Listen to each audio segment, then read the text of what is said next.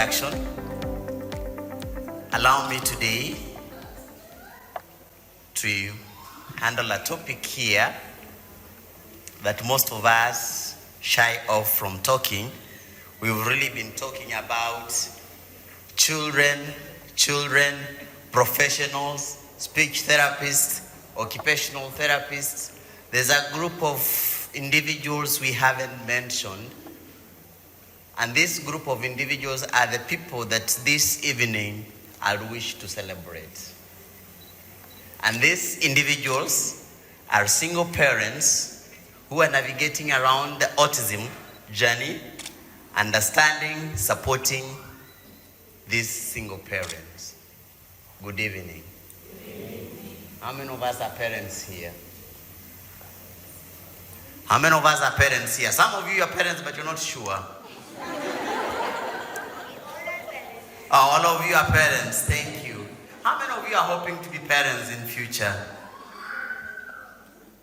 Oh, thank you. God bless you. Now, I want you to know one thing, that there are parents here that we need to celebrate by taking us through and doing very good work with our children. And more so our children on the spectrum. I'm not going to introduce, or I'm not going to do about introduction on autism, because if you have been here from morning, you've had so many people defining what autism is all about. Yes or no? Yes or no? Yes. I'm a teacher by profession, and I always love to have interaction with my students. One of the speech therapists that came here, that is our culture. We don't talk to ourselves, we talk to one another. How are you?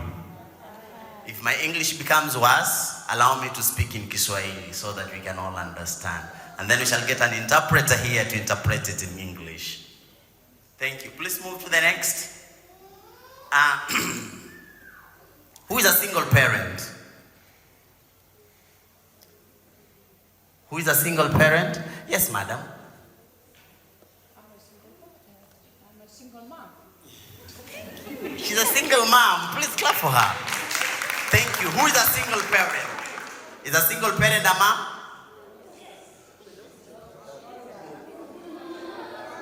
Who is a single parent? You don't? Okay, let me hear from there. Yes, yes.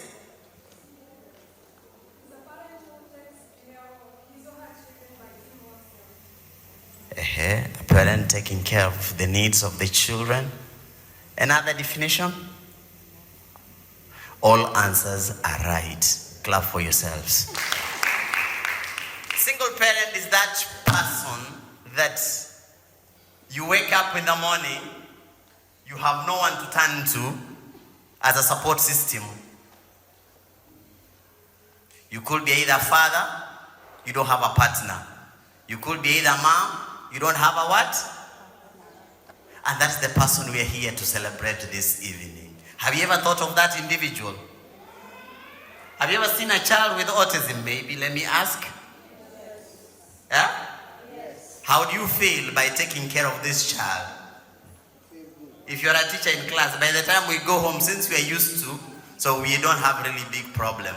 But if you're new in the field, day one, you'll go home very tired. Yes or no? Think of a single parent who takes this child through from morning to evening, all alone. And that's the kind of person we want to celebrate you today. Where I come from, Mombasa, I'm not saying we have many, but I still celebrate them because they are doing great work. They exemplify incredible strength and resilience of their daily lives.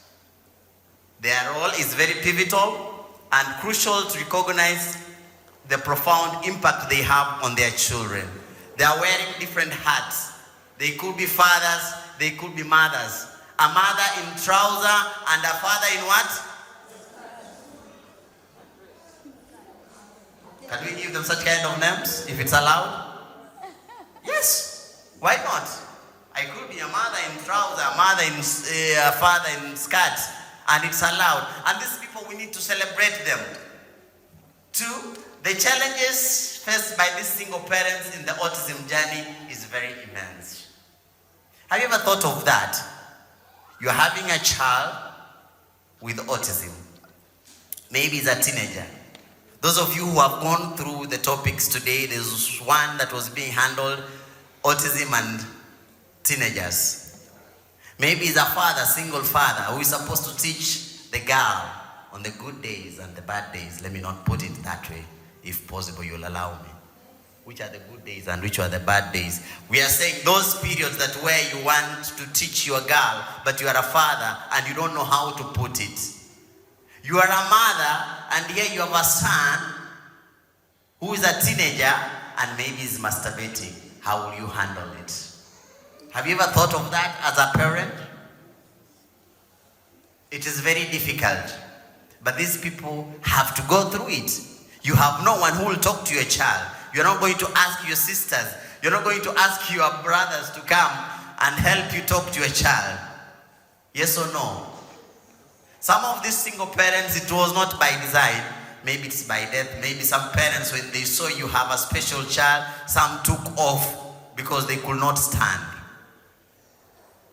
Do we have some in Tanzania here? Or where you come from, your country? Eh? Very many. How do you handle them? They run away. Eh? Or you're one of them and you're here and you ran away. Where I come from, tunasema kimekuramba. Thank you. Please, the next slide. I'm here to celebrate single parents. Raising a child with autism, especially a single parent, is a challenging journey. I've said that. It's important to acknowledge it's important to acknowledge that no one should or navigate this path alone. Do we agree on that? Yes. You can't do it all alone. As a single parent, raising a child with neurodevelopmental conditions becomes even difficult. You need somebody as a support system. Sometimes your pillows are always wet just because you're crying every evening. When you think of the journey your child is taking you through. Now think of one who has two children on the spectrum and maybe ADHD. In the house is just marathon. You're running. Your ears, the antennas are very high. They wake up at night. All the rooms are supposed to be locked and the keys are on your waist because you don't know what is the next thing. Have you ever thought of that? Where we come from, as an institution, we really support single parents. We support single fathers, we support single mothers. I come from a center in Mombasa called Blooming Bird Center. And it's doing very well in supporting our single parents in Kenya. Let's move on. I'm not saying we advocate for that, but we are here to support them and celebrate them for the good work they are doing. Single parents face unique challenges in advocating for their children. Sometimes you might not even have voice to share what you're going through as a mother. You might not have the voice to speak as a father because you don't know who to speak to. Are we together? Are we together? Thank you. Next. It's easy for single parents to forget about themselves while taking care of their children. Sometimes, because of the marathon in the house, taking care of this child, you find you're still young, but because of this, you got lost and you forgot about your self-care. So today, I'm here to remind you that again, this child has their own life pathway. Don't forget about yourself. Okay? Take good care of yourself. Celebrate yourself as a single mom. Celebrate yourself as a single father. Your self-care is very important. This child needs you. Your mental health, your emotional taking care, everything. This child still depends on you. So today, this evening, we celebrate you. Just feel celebrated.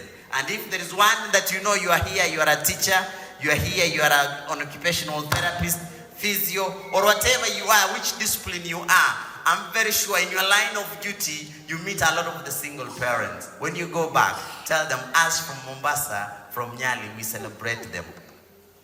Okay? Because they're doing a wonderful job. Or you don't have them from your places of work? Do we? God bless you if you don't have. A parent's mental and emotional health directly impacts the child's well-being. I can only imagine of a parent raising child or children with special needs, and maybe that is a single parent, and because they don't have the energy, sometimes their children are not even happy because the mothers or their fathers are not happy. They're always stressed. And some of this stress they get back at our doorsteps as professionals. Yes or no? Yes or no? Yes. Have you ever seen a parent walking into your office and telling you, oh, this and that, and then tomorrow you go back and ask yourself, but I thought Mama so-and-so, Baba so-and-so is a good parent. They forget about themselves, their emotions, and sometimes they have nowhere to vent. So the only place they can vent is at your desk. Do you allow it, or you send them away? The professionals here, do we allow them or we send them away? When they want to vent, these single parents. I've been paying for the speech and language therapies and I'm not seeing progress of my child. Not that she has not been seeing. It's because she's so lost or is so lost in so many other things until they forgot about their children. So it's always good to remind them of every milestone that their children are making. And that calls for celebrations. So they remember the celebrations more than even the paperwork you have given them. Good evening. Next, please. Raising a child with autism often comes with added financial responsibilities, from therapy costs to educational costs and support. You all agree? Somebody has said here, we are very superb if you are a parent or anyone handling somebody with special needs. It comes with a cost. Yes or no? It comes with a cost. Yes or no? How much is it to see a speech therapist from where you come from, your country? How much is it to see a behavior therapist? You put all this, you realize that your child requires all the disciplines. So the cost of taking good care of this child is higher than the cost of taking good care of that, we put in quotes, the normal child. Yes or no? Yes. And who is a normal child? Do you have normal children? Are you normal yourself? No. Are you? We are all special. Thank you. Single parents need to explore available financial support options. Some have taken their spouses to court. Some are fighting. Some are doing business, small business to support their children. We need to celebrate them. I'll prefer going to buy a packet of milk from a single mother with a child with special needs because I want her to support the child. Do you? Will you buy a tomato from a single parent? Or you want to go where there is love? But still, all is love. So let us love the single parents and continue celebrating them. If you're a single parent, you're here, feel loved, feel celebrated, because you are a hero and a heroine today in this conference. The legal resources such as advocacy services or legal clinics can be invaluable for single parents navigating the complex legal aspects of raising a child with autism. Like where I come from, where the child support system is very complex. They'll have to send the service providers and so many other people. You'll have to undergo a lot before you even reach there, 2 years, 3 years are down the line, and the child is grown. So I'm just gonna challenge you that rather than going through such kind of process, but if you can, please go. I'm not saying don't. If you can, please follow that process. If you can, don't lose your energy fighting wars that you might not be able to finish. Because some of these battles in the courts and legal process might drain you when you really have a hard task ahead of you. And that task is just raising that child or those children. Have you met one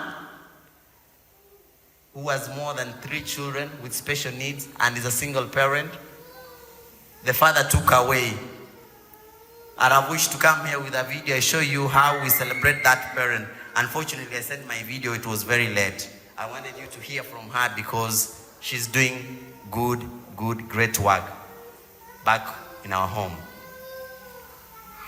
Next, please. That's what I'm saying, the stories that we celebrate of those single parents.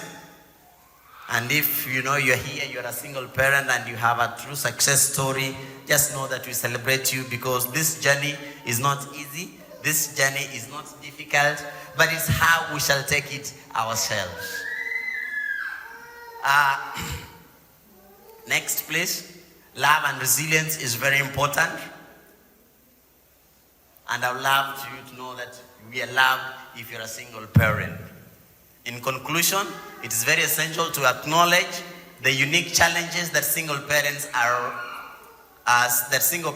raising children with autism face. You know yourselves, we know ourselves, the challenges that are there raising children on the spectrum. Let's take moments to recap the points that we have said up there that single parents go through.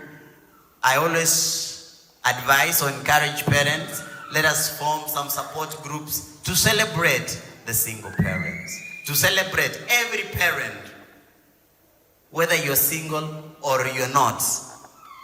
Some are not there. Some of these children are orphans. They're being raised by the grandparents. So these grandparents are also going through a lot. So we also need to celebrate them. It is not easy, but just know that this evening we celebrate you. Thank you very much.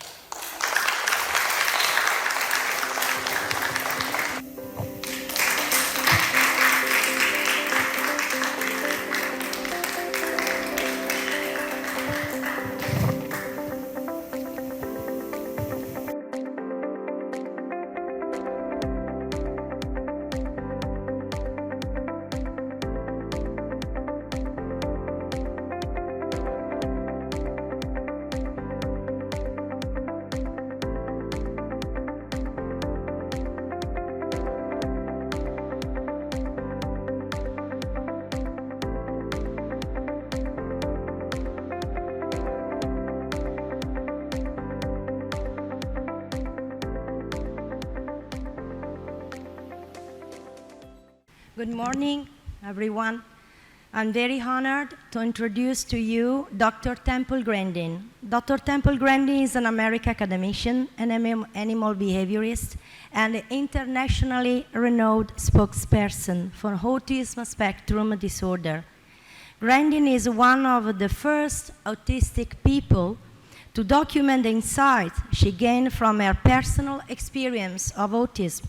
She is currently a faculty member of Animal Sciences in the College of Agricultural Sciences at Colorado State University.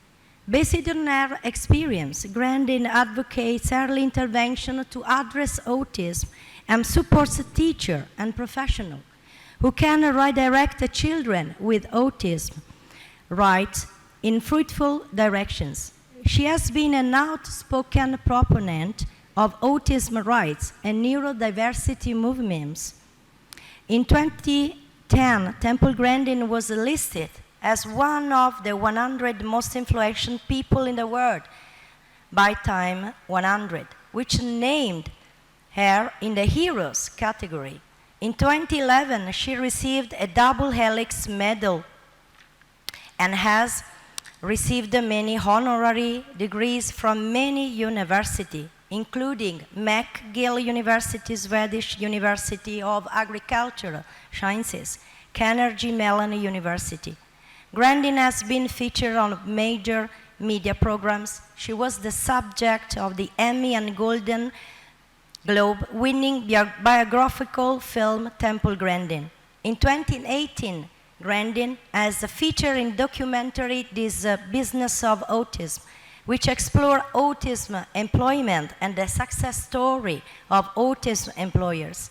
She has been written up in Time magazine, People magazine, Discover magazine, Forbes, and the New York Times. She is best known for designing the Hug Machine, which is a deep depression gadget planned to calm extremely sensitive people, ordinarily people with autism. Temple Grandin, thank you. Hi, I'm Temple Grandin. I'm a professor of animal science at Colorado State University. In fact, I've been at Colorado State University for a long time. And I have autism. I had no speech until age 4. And I was very, very lucky to get into some very, very good early education. I cannot emphasize how important it is to get little 2-year-olds and 3-year-olds who are not talking into therapy. And if therapy is not available, then you get grandmothers to work with the child. Get grandmothers that know how to engage that child, teach them how to take turns at little games.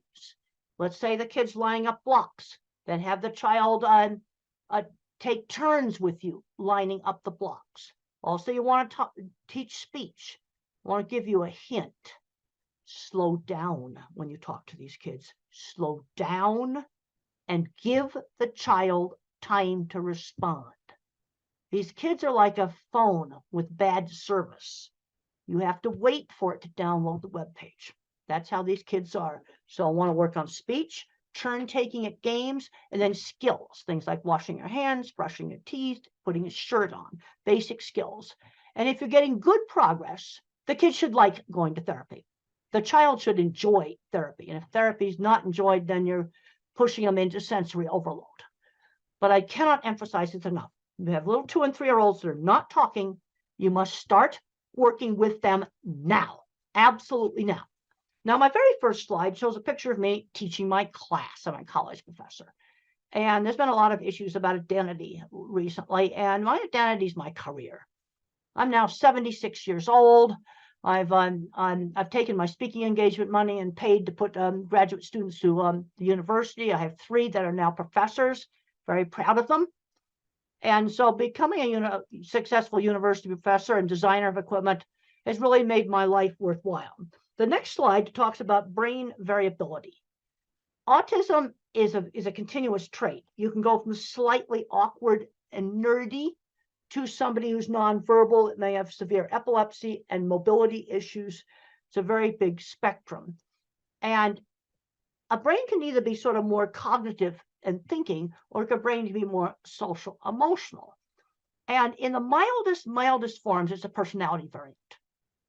The other thing I want to warn you about diagnosis is over the years, doctors have changed the diagnosis. Back in the 1980s, to get an autism diagnosis, a child had to have a definite speech delay. And then in the early 90s, you get the Asperger's where it was autism, no speech delay. And then in 2013, they merged it all together. And that's really made diagnosis difficult. But if you have a child that's not speaking, you need to be working with them. And if they don't gain speech, then what you need to do is give them a way to communicate. And one of the simplest things you can do is have them just type on a tablet using a text messaging program. There's lots of old tablets around. And that can be used as a communication device, or a picture board where they can point to things, or sign language. But if you can't get the child to talk, quickly, then you've got to give them a way to communicate, because not being able to communicate is so frustrating. I can remember screaming when I couldn't tell my mother I didn't want to wear a hat. It was the most frustrating thing. Now, in the family histories of people who are autistic, you often have a lot more scientists and computer people. And then if you have bipolar, then you have more people in the arts. Now, a lot of famous people probably were autistic. Thomas Edison is shown on the next slide. he probably was autistic. And on my next slide, Einstein is shown. He had no speech until age 3. He would be in an autism program today. And he was one of the most brilliant mathematical geniuses of all time. Now, the next slide shows a picture of a launch pad. I am a real NASA geek. I really love this outer space. I wanted to go into aeronautics, but I couldn't do the math. But I love outer space. I got to visit this launch pad. Really, really cool. But there were a number of people working at NASA on things like building a launch pad and designing control rooms. They're autistic or dyslexic. When I was building equipment out in the plants, I worked with people that owned big metalworking shops that were probably autistic or dyslexic. They were the kids that were bad at math, but they could build anything. Now, the next slide talks about emotions being different. I have emotions, but the things I get emotional about is really cool stuff. Like getting to go to Cape Kennedy and watching a SpaceX launch. That was just the coolest thing. And then looking at live video feeds of some astronauts, going up to the space station in those really cool spacesuits. That's the kind of stuff that gets me turned on. And a lot of fully verbal individuals with autism don't have many friends. I'll tell you how to get friends. Friends who shared interests. You get together with the people that like horses, or you get together with people who want to train dogs, or you get together and have a chess club, or you go into robotics club, or you're in music, doing music together. Friends who shared interests. I was bullied and teased in school, and the only places I was not bullied and teased was friends who shared interests. And for me, it was model rockets, electronics, circuit boards, and horses. Those were places where I had friends. For somebody else, it was something different. Now, I got very emotional. The next slide shows a picture of Saturn. We can skip over that. And then the next slide shows a little Voyager satellite. This satellite is really, really getting old. But there's an ancient old scientist, he's in his 80s, named Ed Stone. He is still communicating with it. Yeah, still communicating with it. I get emotional about that. Ed Stone is communicating with this ancient satellite. I think it's 40 years old now. And it's his life. You see, I can relate to that because it's just something so cool. The next slide shows the ultimate NASA geek out. I got to sit at the head controller's station and mission control for the old space program. It's a picture of me there. Now, the next slide I talk about, just don't get hung up on the labels. Too often, I'm seeing kids where you're getting too much into the label. They say, well, the kid's got a label. He's not going to be able to do anything. I've heard this over and over and over again. He's not going to be able to do anything. Even with some of the kids that have physical handicaps. They'll say, well, he can't walk. They'll never go to school. They'll never get a job. But I worked with a lot of autistic people that owned businesses. This is what really frustrates me. So don't get hung up on the labels. Okay, we have a 3-year-old that's not talking. Let's work on getting them talking. And we also have to get them out doing things. Don't just hide the kid at home. Take them out shopping and turn shopping into a learning experience.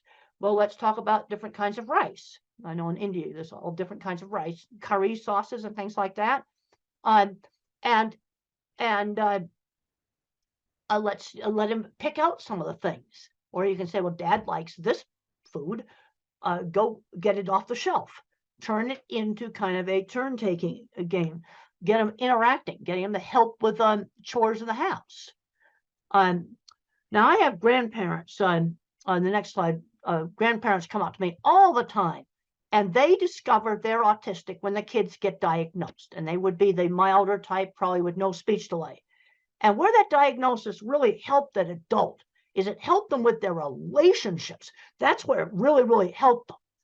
Because then I had a lady come up to me at the airport. And she said to me, well, that my book, Thinking in Pictures, helped her understand her engineer husband. There's my book, Thinking in Pictures, my old autobiography, Thinking in Pictures. She now understood her engineer husband, who now that she had found out that about autism. These kind of things are coming up all the time. But I'm seeing too many kids today ending up playing video games all day, and they're not doing anything else. They're not working in the video game industry. And I don't recommend the video game industry because a lot of that work's going to get replaced by artificial intelligence. I'll tell you the work that's not going to get replaced. Kinds of stuff that I did. Fixing motorcycles. That's not going to get replaced. AI is not going to do that.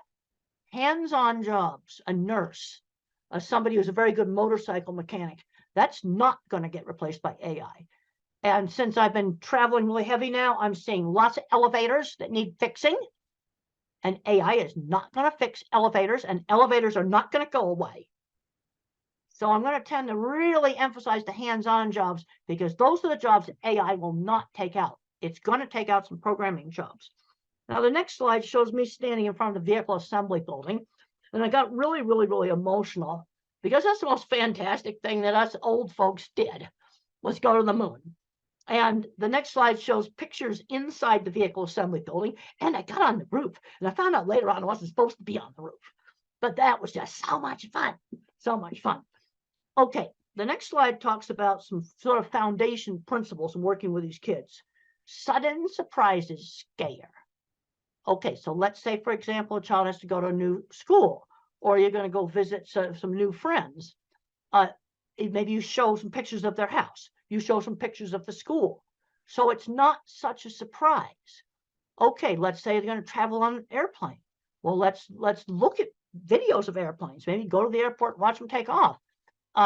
You want to reduce the surprise factor. The other thing you need to do is stretch these kids. We don't force them into something where they're going to get into sensory overload, but stretch them and then give them some choices. Well, we could do this game or that game. We could go to this store or that store. You give them some choices, and we've got to limit the amount of time they're spending just tuning out on phones and other electronics. Now, don't recommend it, banning it. Don't want to ban it. But what we need to be doing, an hour a day is plenty. Now, the next slide shows just a picture of a really, really good teacher. And a good teacher knows how to kind of gently engage a child without causing sensory overload. The next slide just emphasizes the importance of turn taking in a game. And if you were to use a game that's on a phone, I want one phone physically passed back and forth. Physically pass the phone back and forth. So it's a true interaction. Now, the next slide talks about teachable moments. This is a 1950s way of parenting. And I think it's a really good way of parenting. If I made a mistake, we had sit-down meals, you had to eat properly.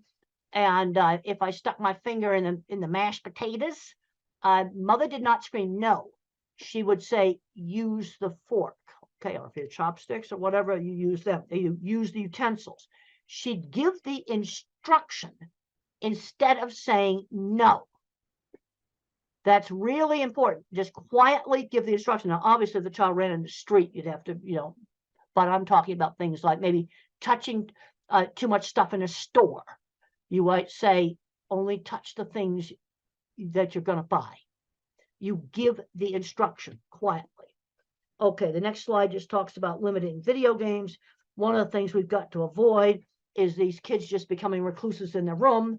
But then on the other hand, due to problems with sensory, and sensory problems are real, some of these kids need some time just to calm down, just some time to chill. And that is okay. But some of the recent research going on with the social media use, again, I don't want to ban this stuff. Some kids play a video game where they can talk to friends. That I don't want to take away from them. But they can't be doing this for 10 hours a day. That's something that just cannot be doing.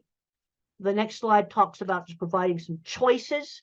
So you might say, well, you could do robotics, or you could do soccer, or you could be in a theater group, or you could be in the school band. You could do karate's. Cub Scouts is an American program for kids where they learn camping and other skills. So we're going to get out and we're going to do things, but you give them some choices. Now, the next slide shows a little child blocking his ears. Sensory problems are real. That's part of autism. And one of the ways to help a child that's afraid of something that's really, really noisy is to let them control it. Hair dryers, vacuum cleaners. Let the child turn that thing on and off where they control it. And I've talked to several families where the vacuum cleaner went from the most hated fear thing to their favorite toy when the kid could control it. Same thing with car horns. Let the child beep it. Now, if some kids wear ear protectors all the time to block out sound, if you wear those all the time, sound sensitivity will get worse. That is something you do not want to do. But to give you control, you can have those headphones with you all the time. Have them with you. They can be around your neck. They can be on the top of your head. Have them with you. And then you only wear them when you get in a really noisy place like the train station. Okay, so if something really noisy like that, you wear the headphones. But the rest of the time, you have them off. But you have them with you. You see, this control is so important. And then another thing we have to be looking at is problems with flickering on LED lights. Some LED lights flicker.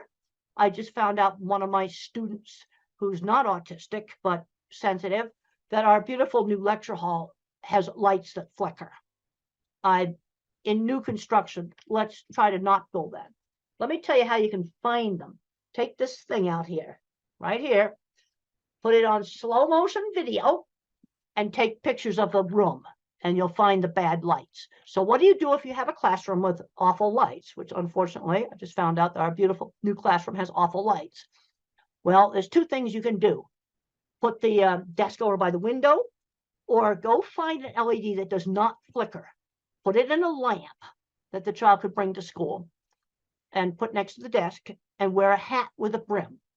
That will also help block out the ceiling lights. Just want to try to give you simple stuff that you can go. Now you can skip over the slide here about the headphones. We already talked about that. The next slide talks about sensory perception and autism. And these sensory sensitivities are part of the neurobiology of autism. And they're very variable. Like, I do not have visual sensitivities. I teach classes in this classroom. I didn't see it flicker. You see, this is where autism is so variable. One individual or adult will have problems with lights flickering. Also, you can get it in some dyslexics, not all of them. Also, some head injuries too can also give problems with lights flickering. But sensory problems go with it. Then the next slide talks about just checking for deafness. Auditory threshold's normal, but there's a problem with auditory detail. It's very important when you're teaching these kids speech, slow down when you talk to them. Because when the parents talk fast, blah, blah, blah, blah, blah, blah, just want to blabber, you got to slow down when you talk to them. Give the child time to respond. They're like a phone with a bad connection. Give them time to respond.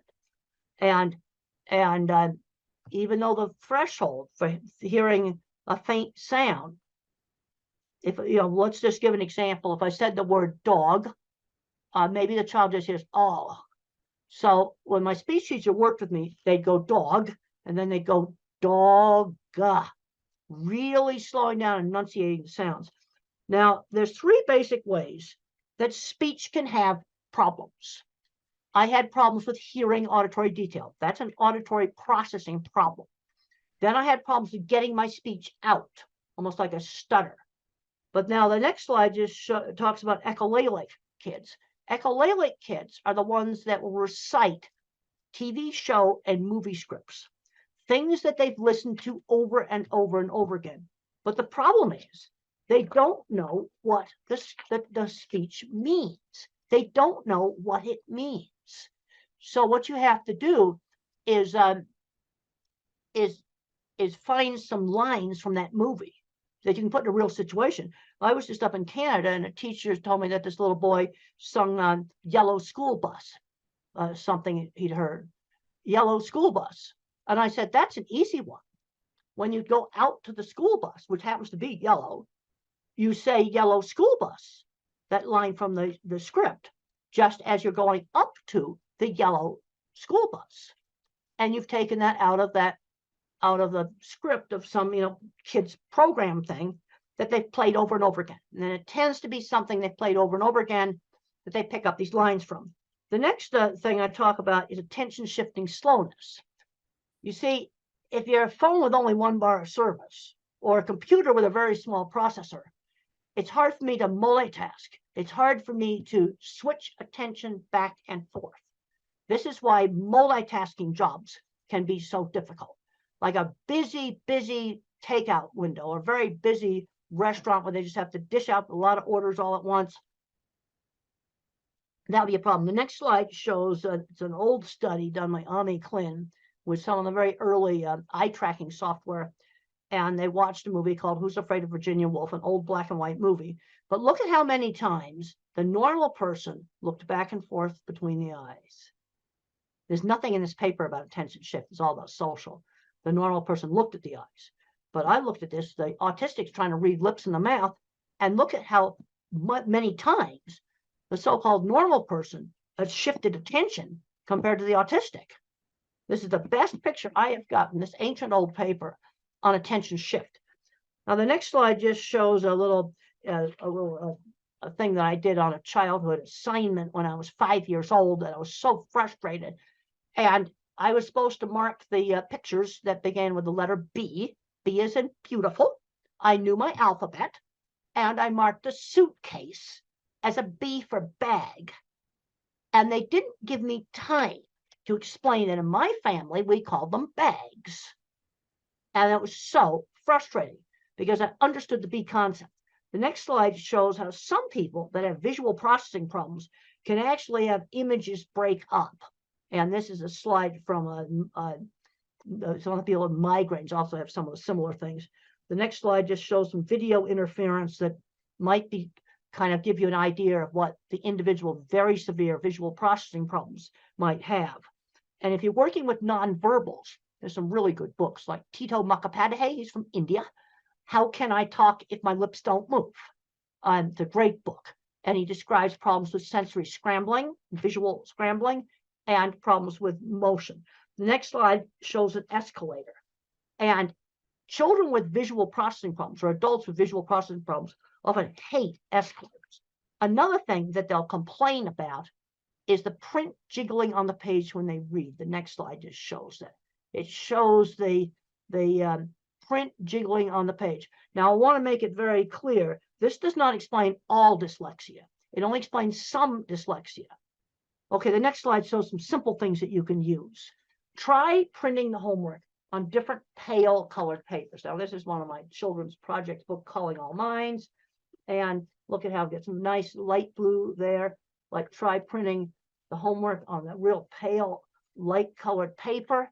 Try maybe pale green, pale tan, pale lavender, pale purple. I've seen this really work.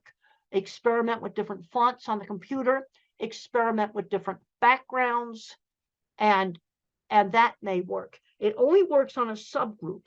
And then I already talked about using the light to block out some of the bad lights. The next slide just talks about very severe sensory problems.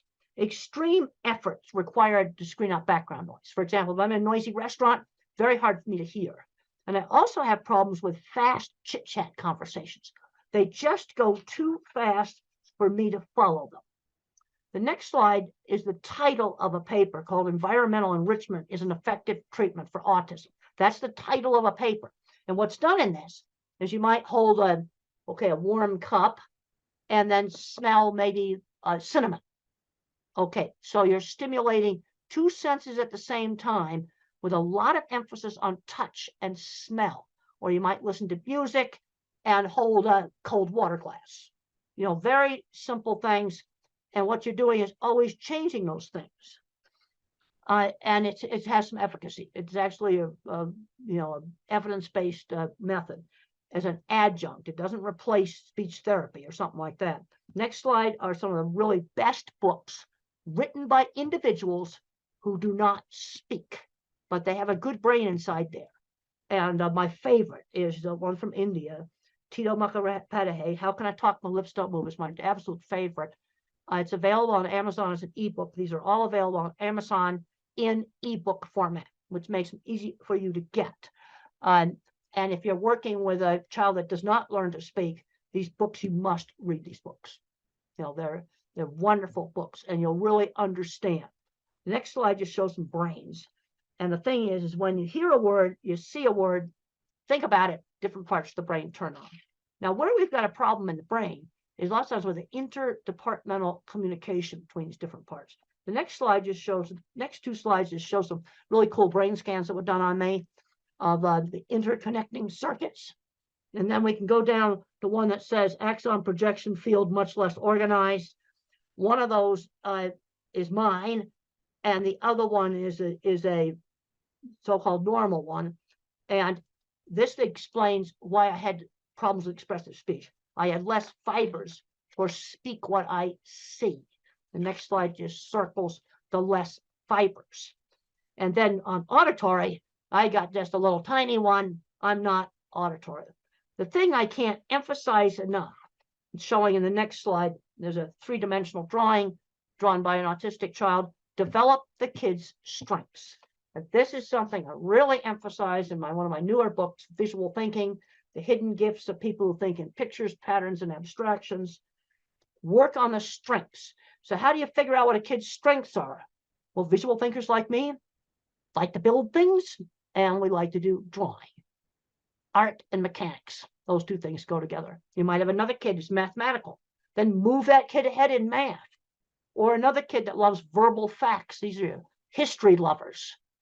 And move them ahead in the thing that they're good at. The next slide just talks about my ability in art was always encouraged. And I was encouraged to do lots of different art, because a lot of these kids just want to do the same anime character over and over and over again. And people get bored with that.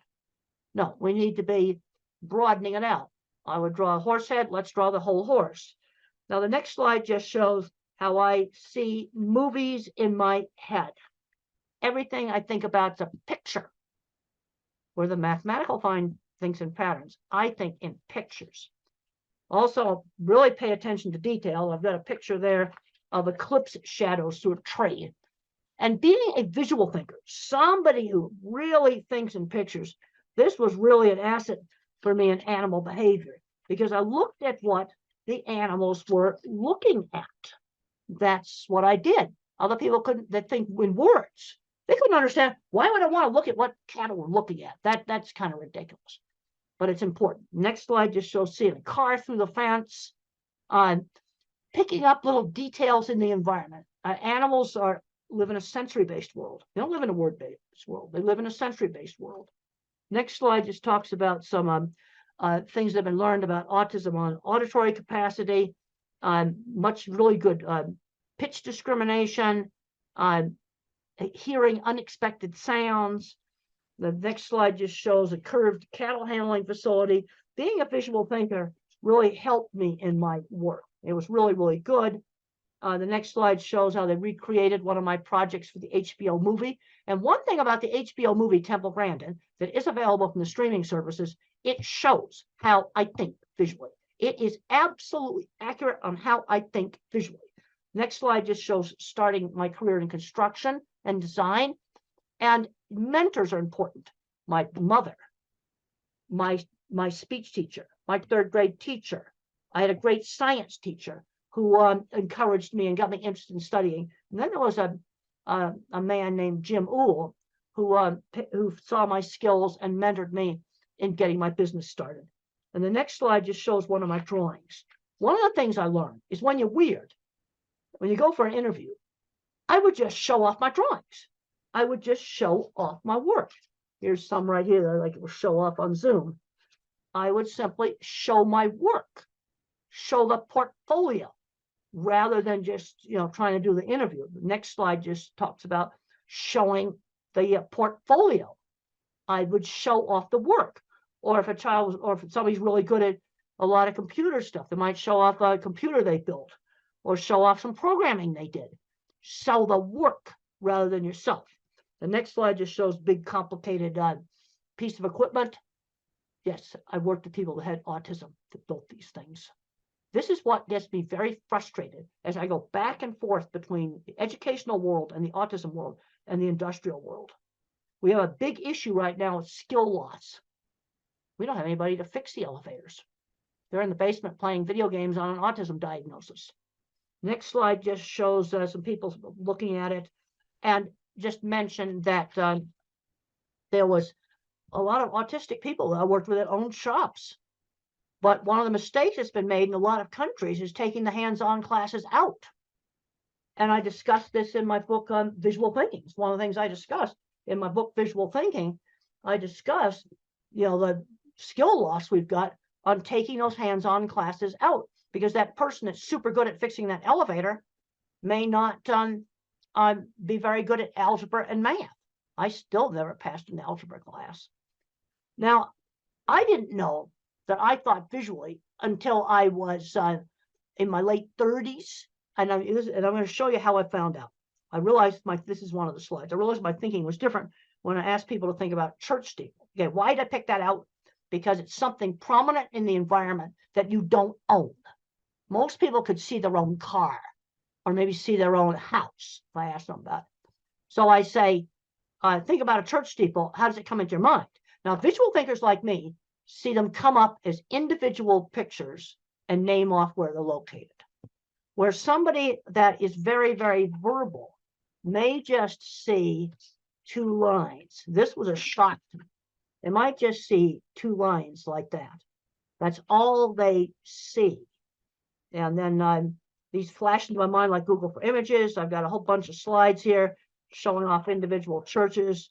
And then you've got different types. You've got great big cathedrals. You've got small. I can then, as I see more of them, I can sort them into like chapels versus cathedrals. And then I get into some slides that show that I have a huge visual thinking circuit in my brain. Huge. That's why I'm a visual thinker.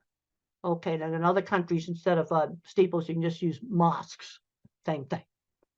It's out there in the environment. You can see the minarets. They're different. I've looked at them. They're different. Be the same thing.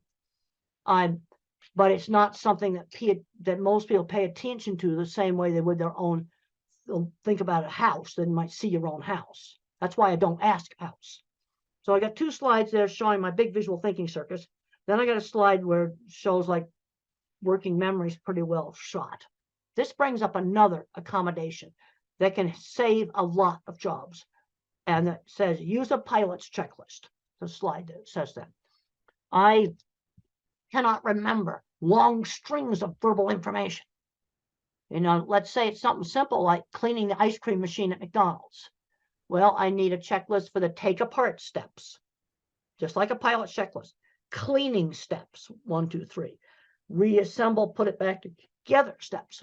Because if they just go yak, yak, yak, yak, yak, yak, I can't remember. I have a terrible working memory. And I need an external working memory. And there's many, many jobs where using a pilot's checklist format would save a lot of jobs. Just let them write down the steps. And you can look pilot's checklists up online. And on for a big airliner, you might have 100 items on the checklist. They don't throw 100 items at the pilot. It's chunked, pre-taxi, pre-takeoff. It's put into different parts of the flight.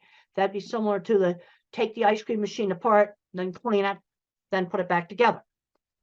But there's a lot of situations where using pilot's checklists would save a lot of jobs, because employers will go, oh, I already showed them how to do that. He's stupid.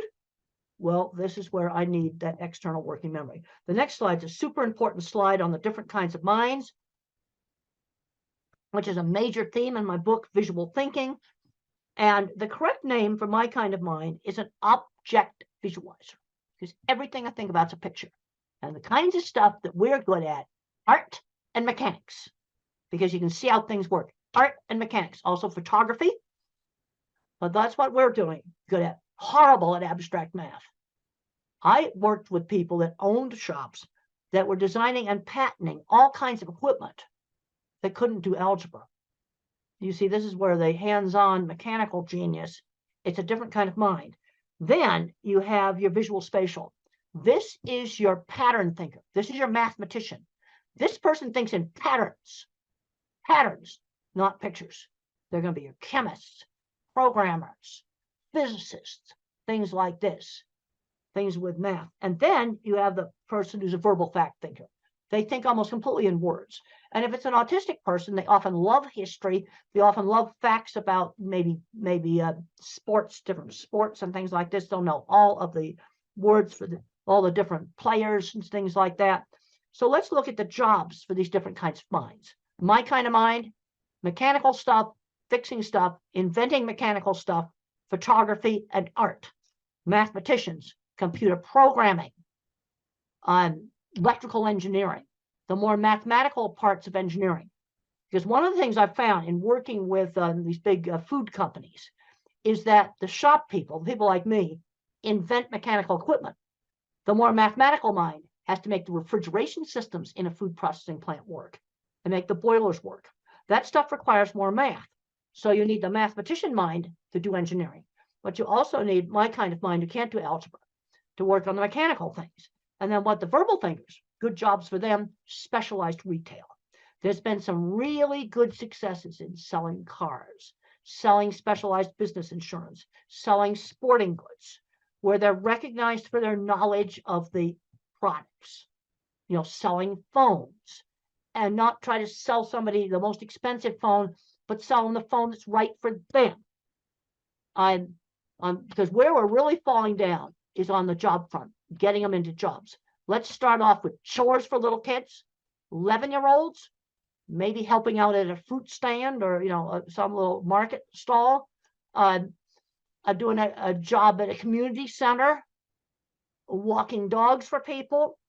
I want them doing something on a schedule outside the home. Really important, because the moms often tend to overprotect. Is that they're legal age, they need to get a real job. And you need to just figure it out in the neighborhood. This is one thing I've noticed when I've gone to a lot of countries. There's a lot of little tiny small shops. And I drive by those shops and I'm going, oh, that little clothing store would be perfect for this autistic girl to start doing some work in. And you just set it up in the neighborhood. Mother did that with me. When I was 13, she got me a little sewing job with a local seamstress who worked out of her home. It was just something done in the neighborhood. But they've got to start learning how to do things outside the home. This is really, really important. So we start making that transition to work before they graduate from high school. I cannot emphasize this enough, because work skills are not the same skills as academic skills. Now, I was a goof around student until my science teacher motivated me to study, because being a scientist, you had to study. And I made up for like 3 years of high school where I goofed off really quickly. But I'm seeing too many kids where they're not learning how to drive. They're just not learning any skills. Okay, when I was 8 years old, the next slide talks about use a variety of teaching methods. When I was 8 years old, I couldn't read. Mother taught me with phonics. I already knew my alphabet. And she would read out loud, find a book that I was interested in. We had a book in the US called The Wizard of Oz, a really fun book. And she'd stop at an interesting place and then have me read more and more. And I very quickly learned to read with phonics. It wasn't that hard. There's all kinds of complicated stuff online. Oh, we didn't use any of that stuff. I already knew my alphabet. And I already knew the little alphabet song, A, B, C, D, E, F, G, yeah, the little song. And that has half the sounds. And I was able to learn how to read. And I very quickly went from, I was 8 years old, no reading. I immediately went up to the 12-year-old level of reading very quickly. This next slide just shows like there's kind of two ways that mathematicians kind of do things. You have the one that's all totally algebra, then the ones that are more geometric. The next slide just says if you use a Google image search and you put mathematical terms in, you can find so many great stuff. Then I've got a slide of a plant that has mathematics in it. Then I've got another slide that shows Penrose tiling. That's what Stephen Hawking used.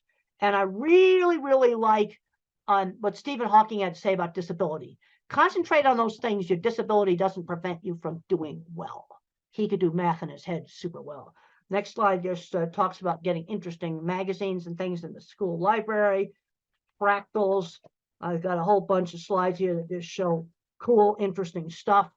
Then there's a picture of me with a horse looking at me sawing a board, and friends who shared interests. A lot of kids aren't doing enough hands-on things. AI is not going to take away hands-on jobs. You're still going to have a nurse in the hospital. That's not going to go away. There's a lot of jobs like that, and jobs fixing things, mechanical devices. Yeah, there's a lot of things that 3D printers can do, but guess what? Somebody has to fix the 3D printer because it's a mechanical device controlled by a computer. And the next slide just shows some kids today, they don't know how to use a ruler. They don't know how to put a hose on a faucet. The next slide just shows a beautiful rainbow. So when I think about really abstract stuff like, okay, religion, I kind of look at that rainbow. It's so beautiful.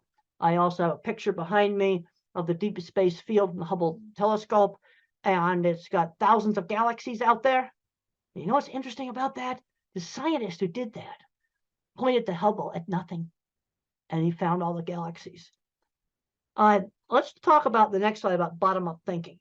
Okay, verbal thinkers will get a top-down concept, like maybe let's have a inclusive classroom, for example. All right, that's a good thing to have. I want to see autistic kids mainstream into a regular classroom, but how do we do it? Bottom up, I'm thinking specifics. Okay, the LED lighting issue and the flickering. Bullying has got to be gotten under control. Those are two things we have to do. Using the pilot's checklists would be another thing. You see, those are specific things that you could do to make a classroom more inclusive. The next picture just shows autistic kids sorting different things in his mind. And my mind's like a spreadsheet. So when I was a little kid, I said cats are smaller than dogs. But then when our neighbors got a little tiny dachshund, she was the same size as a cat. So I had to find other features that she shared with dogs, like barking, the dog's smell, and the shape of the nose. Now, the bullies used to call me tape recorder, and I got a picture of a 1960s antique tape recorder there. And I didn't know why they were calling me that, because I'd always use the same phrases. But then as I got out and I did more and more things, then I got less and less and less like a tape recorder. Okay, teaching number concepts and generalization. Okay, count a variety of different things. Teach fractions, maybe cut up on, cookie into 4 pieces. Teach fractions. To teach concepts like up and down. If you go down the stairs, the plane went down and landed. I put this cup down. And you want to show several different examples, because if down was only related to the stairs, I think it only applied to stairs. So I've got to give different things where I use the concept of down. And then the brain pictures there just show that looking at things is more interesting than people. Yep. I get really turned on about things like the scientist who had the guts to point the Hubble at nothing, and he found everything. The other scientists thought it was stupid to waste the expensive observing time on looking at nothing. Single most important picture that telescope took. Okay, the next slide is just more stuff on friends who shared interests. We've already discussed that. And the next thing on 1950s upbringing, this is where there was some things, social things, at least in the US, were taught in a much more structured way in the 50s. Turn taking at games, being on time. That was drilled into me. And I think we had a big, huge school clock that was this big. And every time the second hand went around, the minute hand did 1 click. I could see it. I think, and you can get these electronic ones, battery operated versions of these clocks. They still exist. Help with time. And then sometimes you got to do an activity you don't really like because somebody else in the family wants to do it. That gets back to turn taking. The other thing that really helped me, and it helped a lot of kids in the 50s, is party hosts and hostesses. In the 50s, when we were 7 and 8 years old, we had to dress up in our good clothes, and we had to pass the snacks around, greet the guests, be little hosts at the parties. And my brother's not autistic. He hated those parties, but he admitted they helped him become a bank vice president. Because I just read in the Wall Street Journal just the other day that college students are just scared to death to go up and talk face to face. Those parties were important, and they're an easy thing to do, and they don't cost anything. And then just being cute to say please and thank you. Basic polite, what I'm going to call just being polite. You cannot be a rude, filthy, dirty slob. Okay, there's a lot of concern now about masking, and there's some hypersocial stuff I can't do. You can be eccentric. I dress kind of eccentric, but you cannot be a rude, filthy, dirty slob. And there's a scene in the movie where my boss slammed down a deodorant and said, "You stink, use it." Yeah. Hygiene, yes, you're going to have to clean that one up. Just that simple. The other thing that's really important, shown on the next slide, is how parents and the teachers need to work together as a team, where the rules are the same at home and school. And my mother and the local teacher kept really in close contact with each other. The next slide talks about teaching social skills. It's like teaching somebody how to behave in a foreign country. Like, for example, in the Middle East, if I were to lift up my foot right now, my hand up, not my foot, I won't actually do something that's rude in the Middle East. Put my foot up and show it to the screen, that would be the rudest thing I could do. Now, normally I wouldn't do that anyway, but there'd be other situations where I might just accidentally do that. I have no way of knowing that's rude unless somebody tells me. Well, that's sort of how teaching everything is. Teaching shaking hands, ordering. I'm seeing kids that have never ordered food in restaurants. That's ridiculous. Shopping. 16-year-olds doing well in school and they've never gone shopping by themselves. This is ridiculous. The next slide, I got to visit the Jet Propulsion Lab. Those are the guys that run mission control. Eccentric's fine.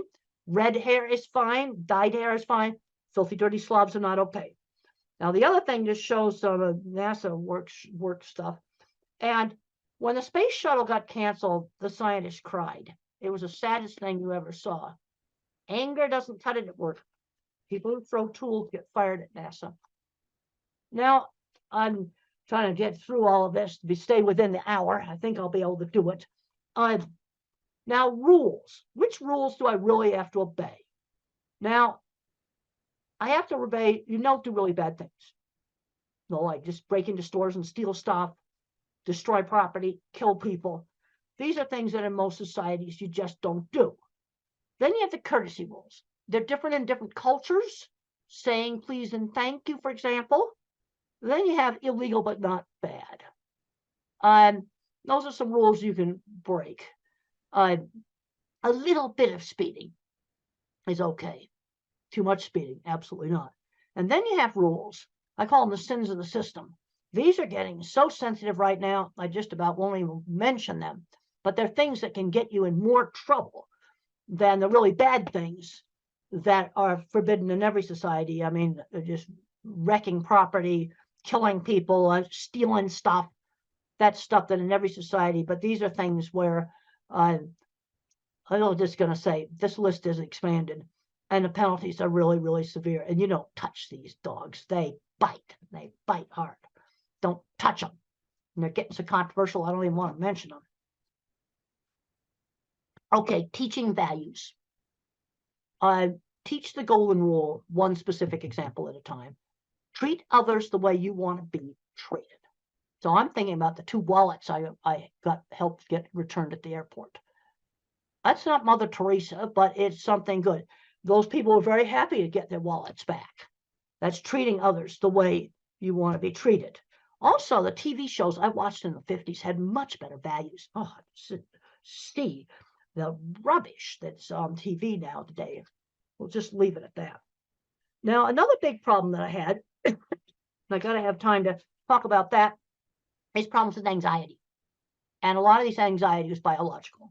The next picture shows my squeezing machine. And the squeezing machine, deep pressure, helped calm me down. And for some individuals on the spectrum, deep pressure is really calming. I found out that my fear center was bigger than normal. The next slide. And I used to be terrified of public speaking and terrified of airplanes. And one of the ways I got over being terrified of airplanes was getting to ride in the cockpit and making aviation interesting. Take the thing they're scared of and make it interesting. Things get interesting. They tend to be less scary. But I have been taking antidepressant medication for the last 40 years. I'm on an old drug. Okay, it's fully explained in my old book. And you know what? The meds haven't changed. The generic meds are the same stuff we had 25 years ago. And so thinking in pictures is still accurate. We just did some revisions just a couple of years ago on it. And if you're thinking about, especially for a teenager or adult taking medication, I'd recommend reading a chapter that I call A Believer in Biochemistry. But a big mistake made with antidepressants is too high a dose, way too high a dose. Starter dose or less. Because if you go too high a dose, you get agitation and insomnia. No, the medication saved me. Colitis and other very bad stress-related health problems cleared up. They really helped me. that there's way too many drugs given out to little kids, way too many powerful drugs given out to little kids. You know, I'd take an old-fashioned antidepressant, Prozac or fluoxetine or sertraline, that's Zoloft, or Celexa. Some of these other drugs also work well. The next slides just show a rear view of my squeeze machine and how you can do cushions for doing deep pressure on children.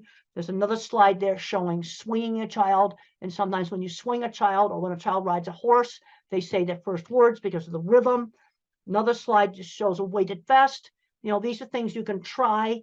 They don't work for everybody. See, this is the problem. Work for some and not for others. But if you work on kind of desensitizing to touch, that can be really, really helpful. You see, I could control the squeeze machine. Let's get back to this whole thing of control. Exercise. A lot of kids aren't getting enough exercise. I got a slide in there saying I do 100 sit-ups every night. I hate every one of them. Burst of hard exercise really can be helpful, really helpful. Then my elementary school life skills training, we talked about the party hostess. Another thing I did is I sold candy for charity, and I was shopping by myself for little toys. I got a little allowance, and I'd buy comic books with that. But if I wanted this little toy airplane, I had to save for 2 weeks. I was learning how to save money when I was 7 and 8 years old. The next slide just shows my work experience. I had a lot of work experience before I graduated from college. This is really important. I cleaned a lot of horse stalls. I had a little sign painting business, and I had to learn how to make a sign that somebody else is going to want. And my first sign was for a hair salon. So I put shampoo lady on it from a brand of shampoo. The next slide shows an ugly shed that I made look nice. You see, I had to do work that other people would want. And the next slide shows me painting a goofy sign for the Arizona State Fair. You know how I got that job? I showed off photographs of my signs. And the next slide shows my sign painting truck. And how did I learn to drive? This is a major hurdle. It's going to take longer. You have to spend more time practicing in a really safe place, like a big stadium parking lot, a big open field where there's nothing to hit, absolutely nothing to hit. And you practice like 20 minutes a day, maybe for a couple of months, maybe for 2 months, until you no longer have to think about how to push the gas, how to work the gear shift. You've got to get that operation of the car into what's called motor memory before you do traffic. Go at it a lot more slowly. And then I just have a slide there, tasks outside the home, a whole bunch of tasks there. That might be different in different countries, but the bottom line is I want them doing a task on a schedule outside the home. And this needs to start like at 11 years old. In the US, that replaces paper routes, which we don't have anymore. Next slide just shows, Lego Mindstorms might be one activity. Then I've got a slide in there that people were impressed with my drawings. That's really important. Then I've got a bunch of slides here that show selling myself rather than showing off my work. I got a whole bunch of slides on showing off work. Talk about showing kids interesting things. The other thing on getting jobs is we need to be getting in the back door. And there's a picture in there that shows the Swift plant where I first started, and I met the wife of the plant manager. Yeah, you see, use connections. And then there's my, I was wearing this shirt that's in the Cowgirl Hall of Fame when I met them. Using, connections to get into jobs, finding mentors. I know I'm running out of time here. Got to just rush through this. Finding mentors. My mother, my elementary school teacher. These are so, so important.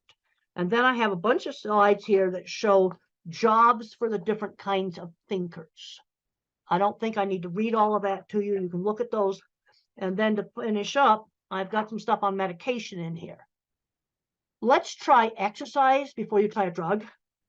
You know, it's like, one of the big things that's a problem is way too many drugs are handed out like candy. That is wrong. And the medication I am on, the antidepressant, is, you know, relatively mild medication. The other thing is try one thing at a time. So let's say you try a supplement, like a gluten and casein-free diet, for example, that helps some kids. Try one thing at a time. If you do a new school and a drug at the same time, you don't know what worked. This is just a basic thing. And no medication is going to give you 100% control of anything. Okay, now in troubleshooting behavior problems, you got to figure out, is the problem biology? Because you might have a nonverbal person that doesn't speak, and they got a stomach ache, and they can't tell you about it. That's going to make a lot of behavior problems. That's biology. Or maybe there's certain loud sounds bothering, or that's biological. Now, behavioral, sometimes you do things to get attention. The whole frustration with not being able to communicate is huge, but I have kind of a little troubleshooting list there of things to try to, especially with nonverbal clients. Then I have a list of painful things that can be wrong with a person who is nonverbal. There's been horrible cases where people have died from a burst appendix. They were nonverbal and they couldn't tell the doctors that they were hurting. And there's a whole list of things that can be painful things, and some books there that might be helpful. Okay, some of the supplements, probiotics. I take probiotics. They've helped me prevent urinary tract infections. They've worked. But I'm taking one probiotic. I'm taking one regular medication, discipramine, an old-fashioned tricyclic antidepressant, and I take one probiotic. I'm not taking pharmacies full of stuff. You know, let's try to figure out the stuff that works. I then have a list of the antidepressants, and in low doses, the things that they're good at is anxiety. I don't know about depression, but they work for anxiety. Low doses. And then you've got the atypicals. That's the much heavier drugs and much more side effects. Things like obesity, for example, can be a side effect, and some shaking disorder. And, you know, you want to try to use the lowest dose that will work.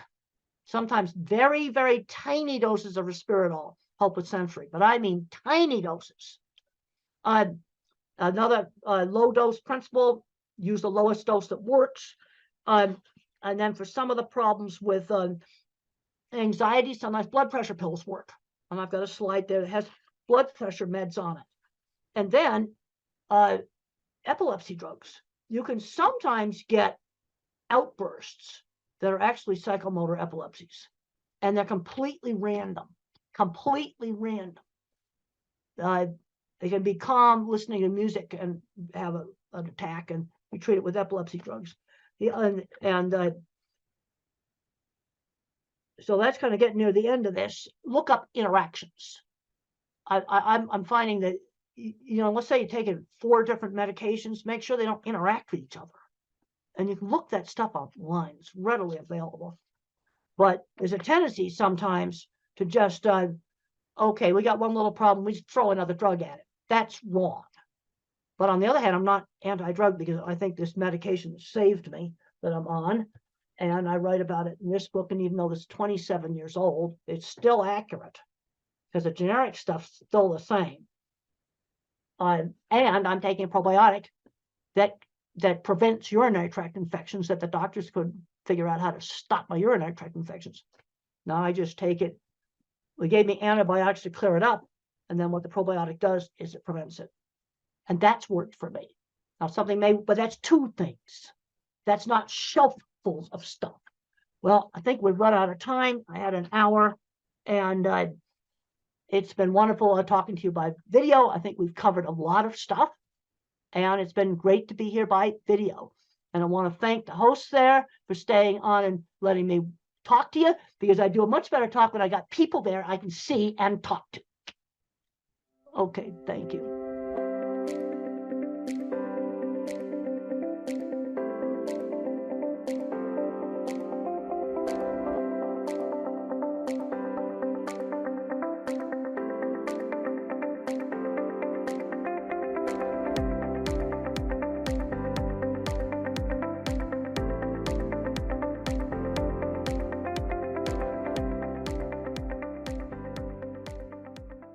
you're going to hear from 3 mothers who are having autistic children and very good professional doctors, 2 of them. So maybe I can start as a parent, and I know most of us parents here would be wondering, especially parents from Africa. So we're wondering, what are the more advanced interventional therapies, across the world? Because in Africa and in Tanzania, to be more particular, we're already used to the normal basic therapies. So we would like to know from you, doctors, what are the more advanced, intervention therapies out there? Yeah.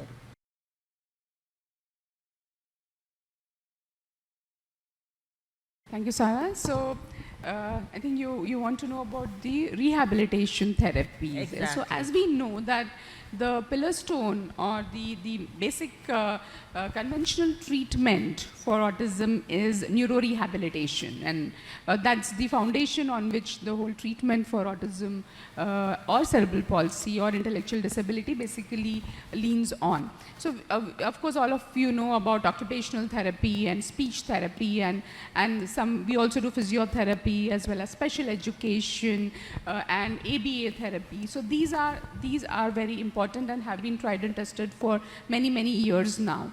But what we also have, especially in India now, we have aquatic therapy. So aquatic therapy is, children love water, right? So basically if you make them like swim in water or do specific therapies in water, they calm down better and it helps them concentrate better, their coordination improves. So coordination is one of the major issues in children with autism. So aquatic therapy has a big role to play in a comprehensive part, as being part of a comprehensive treatment for autism. Apart from that, of course, sensory integration therapy. We are aware of sensory integration therapy as a part of occupational therapy, but it's a science in itself because the information processing is a problem in children with autism. So sensory integration therapy, then art-based therapies, animal therapy. I think it's a beautiful therapy. Children are very sensitive and the animals are so sensitive, like we have trained dogs, and horses are a very good medium who sense the children's despair or their moods very well and help them settle down, and they work together beautifully. So animal-based therapy has come up as a part of, as one of the treatments for autism. So what we believe in India and in Neurogen is that it's important to do teamwork. So everyone working separately, you will achieve a little bit, but when you work as a team, together everyone achieves more. So comprehensive holistic rehabilitation, which happens together under one roof, would be the ideal situation to get treatment for children, and especially parents understand the importance because they are going from one place to another to get rehabilitation from different people, trying to squeeze in everything in one day. So comprehensive holistic rehabilitation under one roof which combines conventional rehabilitation with advanced rehabilitation treatments like aquatic therapy and sensory integration therapy, along with ABA and speech and special education and art-based therapy and animal therapy would be the best combination, we believe. Thank you very much. Thank you, Dr. Nandini. That was very well answered. But to answer your question, what is required, as Dr. Nandini said, is comprehensive rehab. In autism, the children require occupational therapy, speech therapy, behavioral therapy, psychological therapy, special education, art therapy, aquatic therapy. They require a combination. What happens in most parts of the world, you will have an occupational therapist who will only give occupational therapy. Then you have a speech therapist who will only give speech therapy. And they don't work in isolation. What we've realized over the last 15 years of working in this field is you need a combination. So there is a need for centers where all of this can be provided together. Honorable Mr. Mulil was asking what we can do from a district level. What is required is facilities where all these therapies are available in one place. Also, when we are looking at this, we should not look at urban areas only. We have to think of the rural areas as well. And in India, what we have found is one of the best ways to work on this is to train the local village workers, local workers. They may not be professional rehabilitation therapists, but they will provide the basic care that is needed. So a structured rehabilitation program which has all the specialities is the need of the hour. And the important thing in this is this does not require infrastructure or money. Okay, this requires trained therapists. And we from our side, we offer, and I'm making this open offer, any therapist from Tanzania, Kenya or Uganda wanting to train in these rehabilitation therapies, we offer free education and training to all of you. So if all of you, and we have regularly been doing it over the last 15 years, people from all across the world have come, and we offer this completely free of cost. You're welcome to come to us. We will train you, because rehabilitation is human based. It's about people, it's about training, and we are able to offer that. So any of you therapists here, should you ever wish to come, please contact us and we will arrange your entire training program. To Honorable Minister Mulel, if you, as a government, if you send people, in any case, Tanzania and India have a wonderful relationship. Historically also, many people from Africa have actually trained in India. You know, from the administration, civil services, military, we have a very good education, and we want to continue with that. And we will offer training, comprehensive, very good training at no cost at all. So this way we can improve the basic of this thing, and we are also willing to conduct training programs here. We've already conducted several training programs. We've conducted in Kenya very huge one-week programs where our people, so in case it's not possible for people to come, we come and train again at no cost at all. From the actual practical training, we give literature, books, lectures, and make it a very comprehensive program. So that, I think, will be part of our Tanzanian-Indian partnership as we go ahead. Thanks very much, Dr. Sharma. I think, one, I like the assurance that you can train, your institute can train our therapists.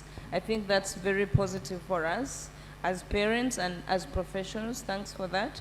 And I'll ask Madam Kate to go. Yeah, me as a parent, I already know like what are the autism physical symptoms. Like my son would run around the whole time, like flapping hands or having repetitive behaviors, playing with keys and all that. Do we really know what is happening in that child's brain? Is there any way you can tell us how can we know what is happening in this child's brain?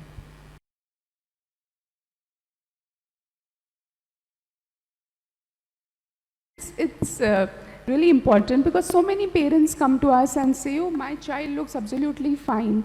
What exactly is wrong? You know, people say that there is something wrong in the brain, but how do we know? The MRI, most times MRI is not done, and even if it's done, the structure seems to be fine. So at Neurogen, we went ahead and actually looked at really what is wrong in the brain, and this was done through functional imaging. So advanced scan imaging known as a PET-CT scan of the brain, which tells us about functioning of the brain. So structure-wise, everything seems to be fine, but when we look at the PET scan images, we find that there are certain areas of the brain which are functioning less, and that is indicated by, which is very easy to read, made it easy to read through a color spectrum. So we were explaining to the Honorable Deputy Health Minister also that, you know, when you look at the brain with those different color schemes, you see that there are green, lighter brain, green, yellow and red, which are normal functioning brain, but deeper parts, which when we say out and we think about what do they do, it correlates beautifully. So the small part of the brain, and one of the speakers yesterday actually mentioned that the cerebellum, the back of the brain, which is important for coordination, balance, articulation, chewing, integration of functions and movements and tone, is working less, and you can see that in the PET scan. The deeper parts of the brain, known as the medial temporal, which is responsible for understanding, learning, comprehension, socialization, emotional expression, this is working. And the middle part of the brain, which connects two brain known as thalamus, which is a relay center, is working less. So all of this is possible only through the PET scan. So through the PET scan, we can actually find out which parts of the brain are working less, and now we get an understanding as to why our children are unable to process information or unable to respond to a lot of training that we do. So advanced imaging has really helped us go deep into a better understanding of what is autism and what really is functioning less and what is lacking in the children. So to continue with what she said, there is new brain imaging technology, and here I will have to keep talking back to Honorable Minister Mulel that we will need this equipment in this country. This is an equipment called PET CT scan. I'm not sure if it's available. It may be available. This is modern functional imaging, which actually tells us which parts of the brain in children with autism are not working. So if it's there, that's great. We can actually start, investigating and looking at our children. But what is functionally, as Dr. Nandini said, has been found. So if I were to divide our brain into an upper brain or a higher brain, which does the thinking, the intelligence, the executive function, and all of that. And then there is a little lower brain, the smaller brain called the cerebellum and the medial temporal brain. This is responsible for the primitive instincts. This is responsible for, the basic reflexes that we have. Now, what we have found in our research, and we were the first to do this in the world, and we've published our work in a very prestigious journal called the World Journal of Nuclear Medicine. We have for the first time shown the world that there are parts of the brain that are what is called hypermetabolic or not working properly. And this corresponds to the symptoms. So now for the first time we know why our children cannot talk, why they cannot read and write, why do they have all the behavioral issues, why can't they make eye contact, why can't they, take care of their daily activities like, brushing, bathing, food, etc. Why can't they process information and comprehend? Because there is a part of the brain that's not functional. For example, let's say if any of you developed a fracture of your leg, would you be able to run? Would you be able to walk? You would not be able to stand. It's not your fault. It's just that if your leg is fractured, you can't walk, run, and move around. But if your fracture was fixed, now you'd be able to walk. Now, this also answers a question that many parents have. Many of you will say, we have done all the rehabilitation possible and still our child is not improving. Okay, are there parents who will say that? There are parents who will say that, right? That we have done all the rehabilitation possible, our child is not improving because presently we are doing rehabilitation on brain that is not functional so much. But now there are medical technologies that can actually help improve this function. So understanding is the first step towards getting a solution. And today with the brain, the understanding comes from modern imaging techniques which include PET CT scan, MRI, EEG. MRI and EEG is available easily. But a combination of this gives us an insight. And once you have an insight into the problem, now you can find solutions. Thank you so much. I think that's wonderful. I have a question as you speak. Okay. So there's this brain, you've done your imaging, you've done the PET scan, you found there's something in the brain. I've heard there are new treatment modalities, hyperbaric oxygen, therapy, ozone. What is the role of those treatments in either treating or alleviating the symptoms of this brain?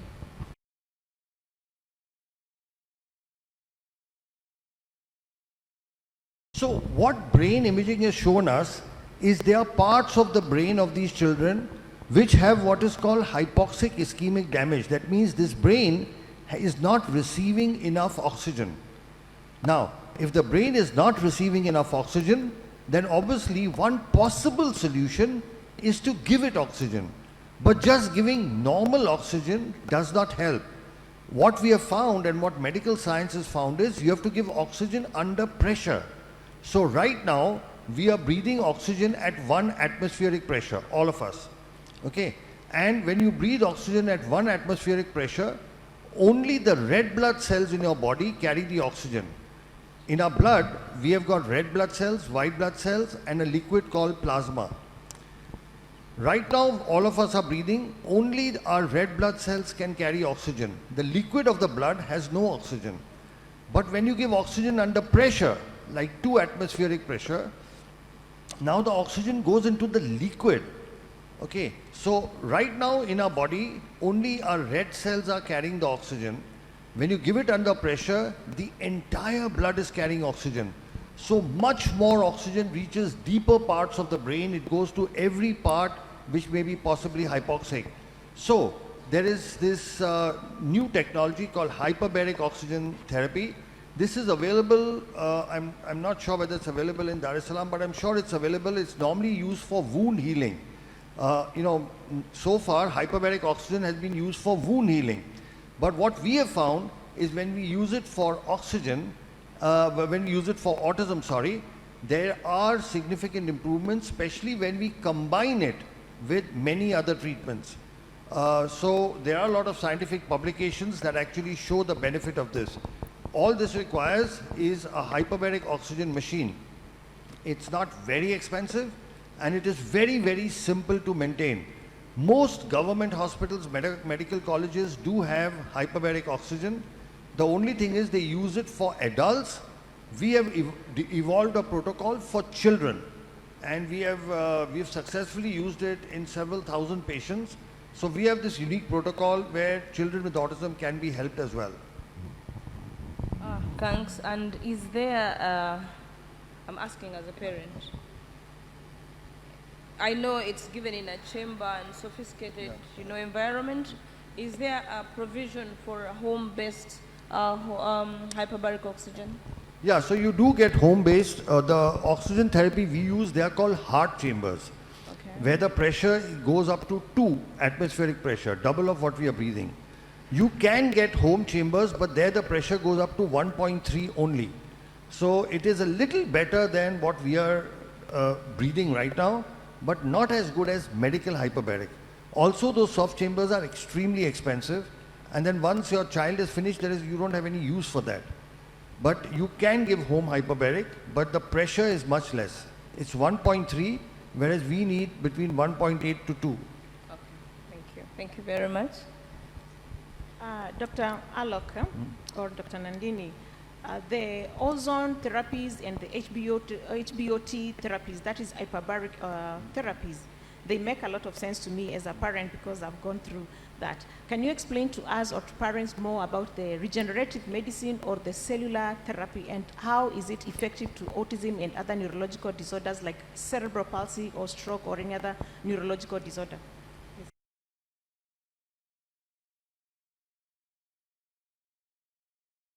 So basically, the human brain is the only organ which on its own does not regenerate. What do I mean? Suppose your skin is cut. A doctor can take a stitch and your skin joins. If your intestines are damaged, you can cut it and stitch it. You can stitch the heart, the kidney. You can fix a bone. But in the brain, you cannot take a stitch. You cannot suture it. So all these years, for the last 150 years of modern medicine, it was believed that the brain is incapable of regeneration. Because till then, we had only 2 kinds of treatments. Either we had medicines like a drug or an injection or tablet, or we had surgery where we went inside, cut, chopped, sutured and closed. There is no medicine and there is no surgery for autism. However, the last 25 years has seen the evolution of a new kind of treatment, which is not a drug, which is not a surgery. It's called cellular therapy, where you use healthy, good cells to repair damaged cells. For example, if suppose you get a cut on your hand, what happens? That wound heals by itself, right? That wounding is called biological healing. So now it is possible to repair damage in the brain through cellular therapy. So where do we get this from? What we do, there are 2 kinds of cellular therapy. One is when you take from the child's body or from the patient itself and put it back in the patient. And the second is when you take it from a donor. So there are 2 completely different types. Now, the treatment that we do, we take from the patient or from the child. And what we do is, just above the hip bone, there is something called the pelvic bone, where we put a needle and we take out the liquid in the needle that is called bone marrow. It's a very simple process. It takes 15 minutes. The child is given local anesthesia and sedation, so the child experiences no discomfort. Once we take out this bone marrow, we next take this to our laboratory, and from this bone marrow we sort of filter it and separate it by putting it in machines called centrifuges, and then we isolate or separate the cells that we need, that are in general referred to stem cells. What we do is we use what is called mononuclear cells. So we have taken out, I'll repeat again, we've done a bone marrow, 15-minute, just like how you collect blood, right? You put a needle into your vein and collect blood. Likewise, we put a needle into the bone and collect bone marrow. It's just a collection. We have taken this to our laboratory. Now we've separated the stem cells. And then once the stem cells are ready, this takes about 3 hours. Then we call the child back to the operation theatre, and we make a needle puncture in the lower back. Why the lower back? Because in the back, our spine has got a fluid called cerebrospinal fluid, which circulates from the back all the way to the brain. So it goes to the brain, comes down. It's a continuous circulation between the back and the brain. So when we inject the cells into the lower back, into the fluid, within minutes it goes up to the brain. Once it goes up to the brain, the damaged areas, they pull the stem cells towards it, and once the cells are taken towards it, they start the repair process. Stem cells are known to multiply, they divide, and they convert into neural cells. And we have done all this, between 1998 to 2008, for 10 years, we did work in the laboratory, and we worked with animals. And we first showed and proved that these stem cells can convert into neuron cells and that they can repair the damage. So in this whole treatment, if you can see, there are only 2 needle pricks. With one needle we take out, okay, then we separate the cells, and then with a simple needle we inject it back. And what are we injecting back in the child? The child's own good and healthy cells. There is nothing from the outside. There is no chemical. There is no any artificial thing. There is no donor cells. So we are taking good healthy cells from the child, putting it back into an area where it is needed. So it's a very simple process. Did you understand the process? I can repeat it. A simple needle into the pelvic bone, take out the bone marrow, takes about 15 minutes. Take the bone marrow liquid, take it to the laboratory, filter it, separate the stem cells, and then call the child back and inject with a very thin needle into the lower back spinal fluid from where it travels to the brain. So the beauty of this treatment is it is so simple. It can be done anywhere. It's not complicated. It's not like the major, I'm a neurosurgeon, I do brain tumor surgery, spine surgery. That's also complicated. Takes hours and hours. You go and open the skull, go into the brain, do things. It's nothing like that. 2 needle pricks is all it requires. And we are using our own good cells and putting it back in the child. So we now have a clinical experience of more than 13,000 patients. People from all across the world, more than 100 countries, actually from 102 countries have come to us. And several patients from Tanzania, several patients from Africa. And with this treatment, we are able to repair the damage, and we have proved it in 2-3 ways. One, after the treatment, the child starts improving by itself. The understanding improves, the comprehension improves, the behavior improves, the eye contact improves, they get back their speech. Several of our children are able to go to schools. Many of the kids we have treated several years ago, they have not only gone to regular schools, but they've graduated. Many of them are now doing jobs. So they become completely independent. So our kids, in a few years' time, go off the spectrum. Why? Because now we've repaired the basic damage in the brain. Once the brain damage is repaired, now they are able to integrate and get into a normal life. So that is broadly what stem cells do. Did good. I try to make it as simple as I can. Yeah. Thank you very much. Sarah? Yeah, thank you, Dr. Alok, for the detailed explanation.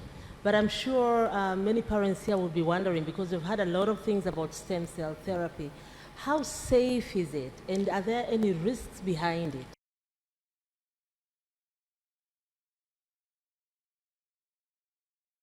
So that's the most wonderful thing about the treatment. It is 100% safe.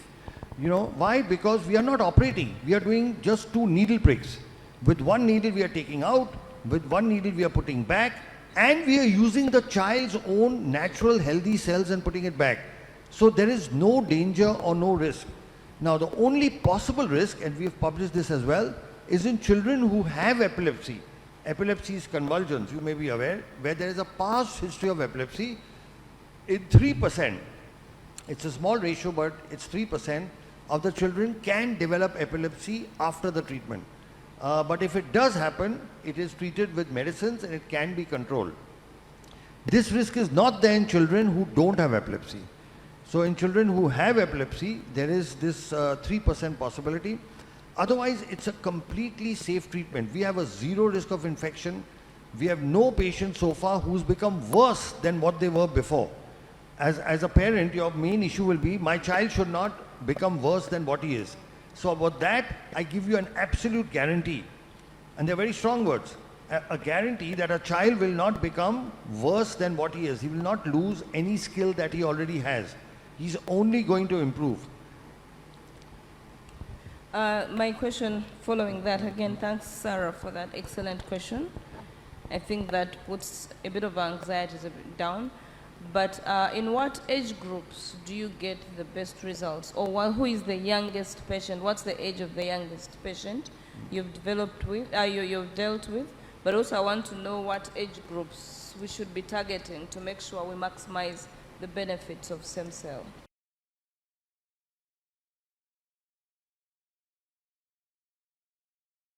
That's a very, very good question. So what our research finds is that when we treat children below 5, they have the best possible results. Now here there's something very interesting, you know, we have a doctor from Kenya, from Nairobi. He's a pediatrician, and what he does is the moment the patients are diagnosed at 2 years, okay, he sends all the patients to us for treatment at 2 years. And we will be able to reverse the autism in all of them because they've come to us very early. What our own research shows is that the earlier you treat, the better it is. Now the thing about autism is you don't make a diagnosis till about 1.5 to 2 years. So our youngest child is 18 months. We have several children we've treated at 2 years, 2.5, 3 years. We've also got children we've treated between 5, 10. The oldest I've treated is a 38-year-old boy. So now there is a wide range, but like in any other, you take any other disorder, any other, what we don't consider autism a disease, by the way, so I don't want to compare it, but any other disorder, the earlier you treat, the better it is. Okay, if you have diabetes and you start exercising and shift your diet, you can cure it without tablets or insulin. But if you start treating it late, then you need insulin. All right. The same thing is true of all diseases. The earlier you treat, the better results you get. And here is the problem. Everybody keeps saying to wait, you know, that wait till this treatment is more established. But the longer you wait, the lesser results you get. And the results of this doctor, this wonderful gentleman doctor from Nairobi, has clearly shown, and he's actually analyzed the data. You send children at 2 years and you can almost completely reverse the autism. Thank you. Let me ask, you're talking about a doctor from Nairobi who sends patients as young as they are 2 years old. Why is it that we go to some clinics or some therapy institutions and we find that stem cell is not recommended?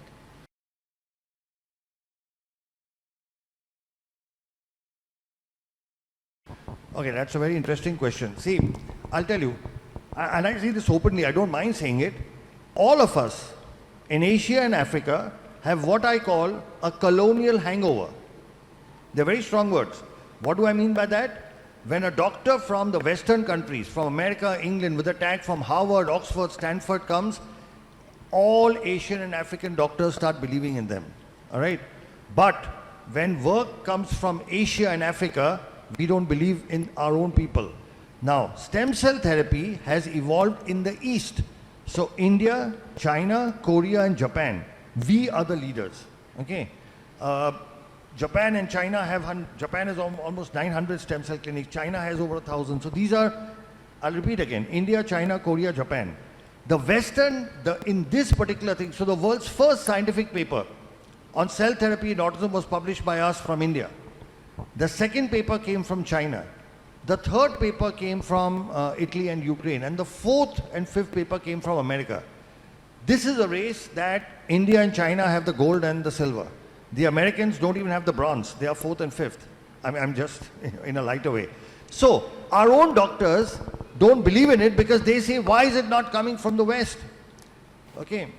So this is the fundamental problem, is because this is an Eastern-driven technology for various reasons. There are political reasons, there are religious, there are several reasons due to which it didn't develop in the West.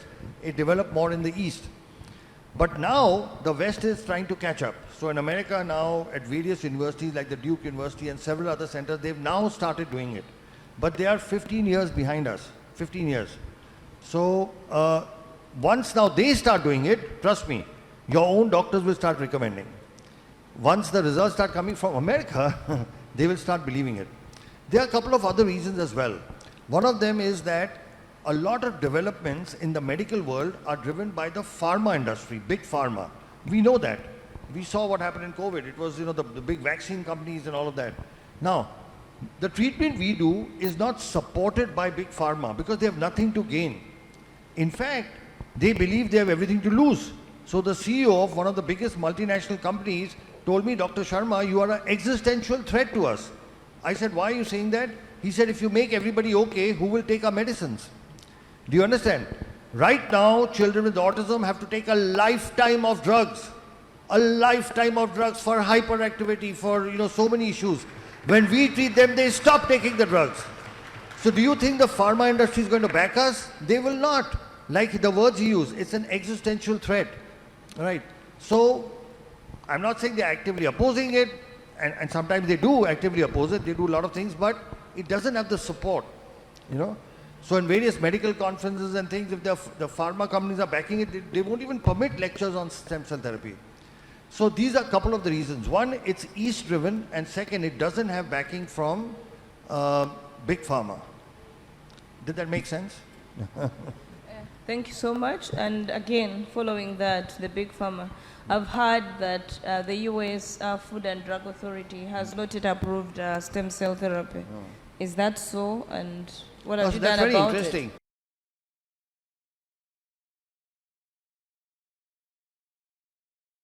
Because, like I told you, stem cell therapy has got autologous as well as things which are manufactured by companies and sold as donor. In August of 2022, a district court in the United States passed a beautiful judgment which actually said that when you take from the patient and put it back in the patient, you do not require FDA approval because FDA is Food and Drug Administration, and when you take from a patient, put it in a patient, it's not a food, it's not a drug, it's a procedure. So a federal court in the United States told the FDA that you have no jurisdiction over procedures. So now the whole question, it's not US FDA approved, is an irrelevant question. I'll give you another example. It's like the difference between you take an orange and make homemade orange juice, or you make canned juice, Tropicana, or whatever you get here. Okay. Now to sell Tropicana, you need permission, right? You can't go through without. But to make homemade orange juice, you don't need permission. Right? Do you need permission to make homemade orange juice? So when you take from the patient, put it back in the patient, our Indian courts have said that. In 2019, our Indian High Court said that only for stem cell derived products when you're using, you need a license. That's, the words were stem cell therapy is permitted. And a recent court judgment, because there are people who oppose this work. Just 1 month ago, they actually specified for autism. And the High Court of Delhi and the Chief Justice gave this judgment, said that this treatment cannot be discontinued. Okay, and actually spoke of patient rights. So in India, fortunately, our government has made this distinction very clearly. The equivalent of our FDA has said very clearly, if a company manufactures and sells something to doctors, that is a product, it requires a license, like you require a license to sell canned orange juice. Our government says if you're a doctor doing it in the hospital, You do not require to take permission because it's a procedure. Procedures don't have an approval pathway. A product has an approval pathway. They are two separate things, a product and a procedure. So this is something which the Indian courts, the Indian government has said for a long time. Now the American court has also said the same thing. It is here that national leadership makes a big role. For example, our Honorable Prime Minister, Sri Narendra Modi ji, he is a big supporter of stem cell therapy. When he became Prime Minister, in his first address to Parliament, as to what his government will do, they included 5 areas where they will focus on research, and one of them was stem cell therapy. The other was nanotechnology, thorium research, but one of them was stem cell therapy. When he went to Japan, Honorable Prime Minister Sri Narendra Modi took time off and went to the stem cell laboratory of Professor Yamanaka, who won the Nobel Prize for his stem cell work. We are very fortunate and blessed that the Honorable Prime Minister Sri Narendra Modi ji has written a personal introduction for a book that we have authored. There's a book that myself and Dr. Nandini have authored on a disease called muscular dystrophy, and Sri Narendra Modi ji has written an introduction for that book. So what happens is, when you have the national leadership on top supporting something, it gives courage to the doctors to go ahead and practice it. The Honorable Health Minister Mullen was asking what needs to be done before the equipment, before the infrastructure. The government has to make policies and rules, and we'll share with you some of which are there from our country, so that other doctors have become comfortable in doing this.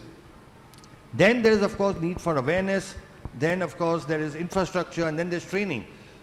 And like I said, training is something we offer at no cost at all to different. We already do it. We already do it for people from different parts of the world. Another thing, since we mentioned Prime Minister Sri Narendra Modi ji, he did something very, very interesting. There was a word for disability in our Indian language that was Viklang, which translated meant disabled, unable to do. It is a negative term. Viklang means you cannot do, somebody who cannot do things. And he officially changed the local word for disability from Viklang to Divyang, which means specially gifted. So officially in India now, you cannot use the word Viklang, which had been used for the last 100 years. You have to say Divyang, which means specially gifted. Now, in this one simple change of words, the Honorable Prime Minister has shifted the focus to what these children can do and not what they can't do. Now, this is so important because this change in mindset, and this comes from the top. When it comes from the top, it percolates down. It gives inspiration and motivation for people to get into the field. It gives inspiration for people to set up rehabilitation centers. It gives motivation to set up special schools. Because the rate at which this autism is increasing, we will have, like it was mentioned in, I think, Sara, you mentioned in your talk, the most accurate figures for autism come from America, from the US CDC, which says that 1 out of 36 children have it. Last year, it was 1 out of 44. And before that, it was 1 out of 53 or something. And before that, 1 out of 66. So if you read, and these are not our figures, the US CDC's figures. The graph is going up like this over the last 10 years. By this ratio, next year it will be 1 in 15. And the year after that, it may be 1 in 5. These are the most accurate figures in the world. We are not aware of it. There is I don't know what to call it, a pandemic, endemic, what, of children suffering with autism and other neurodevelopmental disorders that will hit us so badly because we do not have the infrastructure for it. And here, governments have a role to play. So again, one more thing, since I keep talking of our Honorable Prime Minister, and this is something I'll share with you, you should please study this bill. He passed a law called Rights of Persons with Disability Act in 2016. It's a wonderful bill. In that he's listed 21 disabilities and has clearly, by law, by an act of parliament, mentioned a whole lot of privileges and rights that parents have. For example, one problem you must have faced is normal schools do not take your children for education. Is that correct? Yes. I'm sure all of you have experienced that. You go to a normal school, they say, we will not take this child. By law, our Honorable Prime Minister said, no school can refuse a child with autism. It is the responsibility of the school to arrange shadow teachers or other special. So all schools by law now they cannot say no. So again, all this comes top down, right? We can work and we can work in the environment, we can put in hard work, we can slog, we can do everything. But once you know that your government, has their hand above you, then we can go the extra mile, we can do whatever else, and there will be opposition. The work we do has a lot of opposition, a lot of critics, a lot of vested interests have tried to shut us down. They've made all attempts to shut us down. But again, at the higher level, when you have a support, you keep going on. So that's a long question to a short answer. Thanks very much. Again, I am representing parents, the majority of the parents, but I also happen to be a professional. I have two questions. One is to the government. I think in East Africa, maybe I would speak for East Africa that I know most, we do not know the magnitude. We do not know how many people are living with autism because we haven't done the researches that document those figures. It's only a few of us that can come out and say we have children living with autism, but we do not know how many out there they are. We'll advocate as parents, we'll come to you and knock at your doors. We need to carry out this research to know, because like they said, it's a pandemic, but we don't even know what we are talking about. We need funds, we need a budget aside to get into the nitty-gritties and know how many children we are planning for that are living with autism. That's not a question, it's a plea to the government. My question is, as a mother with a child on the spectrum, I take my child for treatment and the child is, given whatever they are given. But as a mother, I think I'm more autistic than my child. I have the worries because I understand what autism is. And I worry about the future of this child. Do you have anything for us as parents to also manage those symptoms that we display of anxiety, of depression, of hyperactivity? Because when you go to a hospital, I can tell you some of the parents will slap the doctors because they are frustrated and angry. Do you have anything for us or any advice for us as parents? That's one question. I'm happy you're clapping for me because it's been a journey. You actually, even when you go to church and your child is discriminated, you're angry and frustrated and rude. Then the other is, what is my role in all this you're talking about as a parent in the management of this autistic child?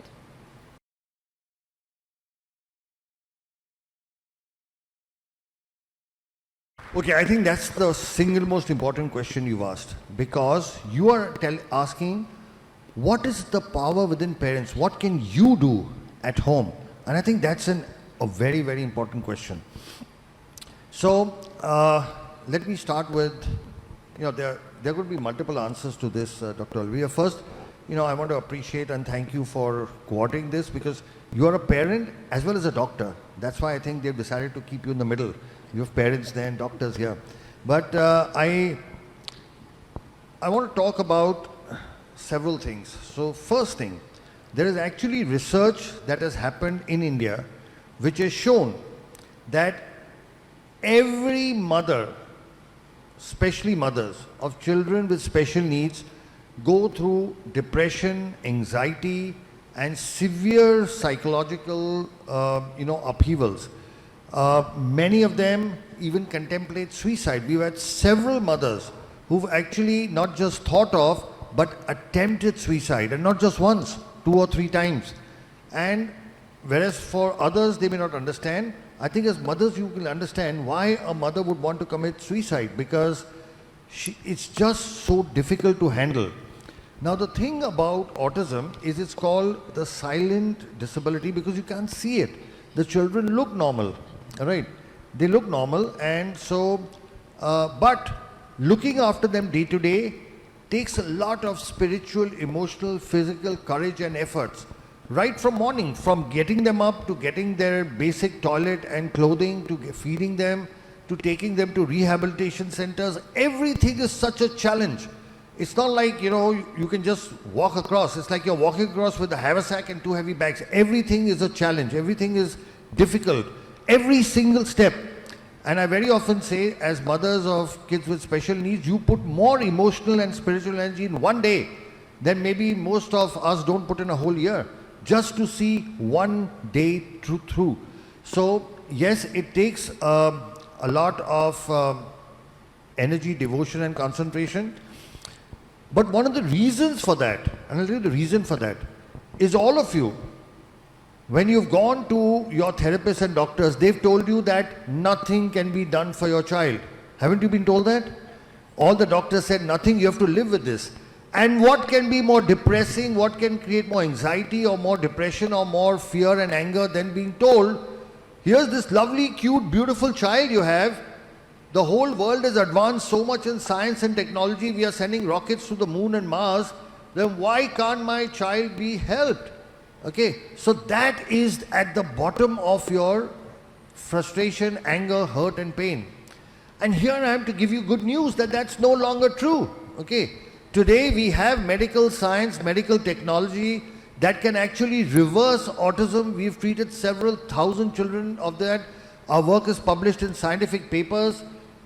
So today there is technology available. It's not available in Africa, but it is available outside, and I'm sure soon with the support of the Honorable Minister and other senior people, this should be available here as well.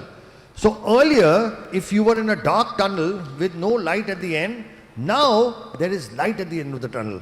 And once there is light at the end of the tunnel, a lot of your anxiety and depression goes away because now there is something you can work towards.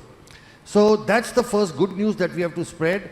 The news that autism cannot be treated is a 50-year-old, 75-year-old myth which is no longer true, because we have shown, we have proven through having treated thousands of patients and our scientific publications that this is no longer true. Now, a few things I must tell you from what we have learned from, by the way, we learn much more from parents than we read from any book. So we've been doing this work for the last 15 years. We have several children who are off the spectrum, and this is what we have learned is required from parents. First thing, an unconditional acceptance of your child the way the child is. Okay, what happens is we ourselves start thinking that a child is less than, that there is a child is not adequate, there's a problem. See, suppose your child had appendicitis, or he had a stone, or he had some lung problem, or even if he had a heart problem, would you think your child is less than? No, you would think you have a normal child who has a medical problem. Yes or no? Let's say your child had a hole in the heart. You don't think there is a problem with your child. You have a normal child who has a hole in the heart. Okay, you fix it. But when a child has autism or a child has cerebral palsy, we think there's a problem in the child. No, so that's the first thing you have to change. Our children are different. They are not less than. I'm repeating it in reverse. Our children are not less than. They are different. Just like somebody can be tall and somebody can be short, somebody can be fair and somebody can be dark, somebody can have black eyes and somebody can have blue eyes. Some people have brains like us and some people have brains like our kids with autism. That is the only problem, and that is something which can be fixed. So the first thing we have learned is we have to accept our children the way they are. In no way be embarrassed or ashamed or look at them as less than. Be proud of what our children are accomplishing despite their limitations. Step one. Step two, what we have learned is the importance of family. Nobody talks about that. All right? What we have found is when the family works together as a solid unit, the children tend to do much better. Very often what we find is the entire burden comes onto the mothers. And here I'd like to address the fathers in the audience, if there are any fathers, that the father has a very important role to play. See, majority of kids with autism are boys. There's a 4:1 ratio. And as I'll address all the fathers. When we were small, who did we look up to? We looked up to our fathers for behavior, right? The mother was for love, affection, food and all that. We always looked up to our fathers. Kids with special needs also look up to their fathers. But unfortunately, fathers have to make a living, they have to work, they are outside, and they are not able to spend enough time. What we have found is that when fathers spend time with autism boys, the kids recover much more and much faster. We've actually found that what it takes an autism father 1 hour to teach, it takes the mother 4 hours to teach the same thing. Not because the mother is not a good teacher, because the children learn faster from their father. So we have found that family is the single most important thing, and that kids whose families are supportive when they work as a team.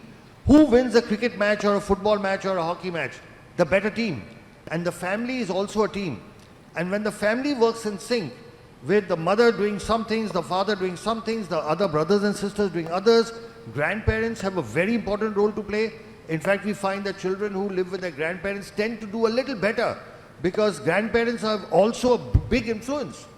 Our Honorable former Prime Minister, grandparents have a very important, we've actually found this, that kids who stay in joint families with their grandparents tend to do overall better, because a grandfather's love and a grandmother's love and the teaching is different from, I'm not saying it's better or worse, it's just different. So family as a unit is extremely important, you know.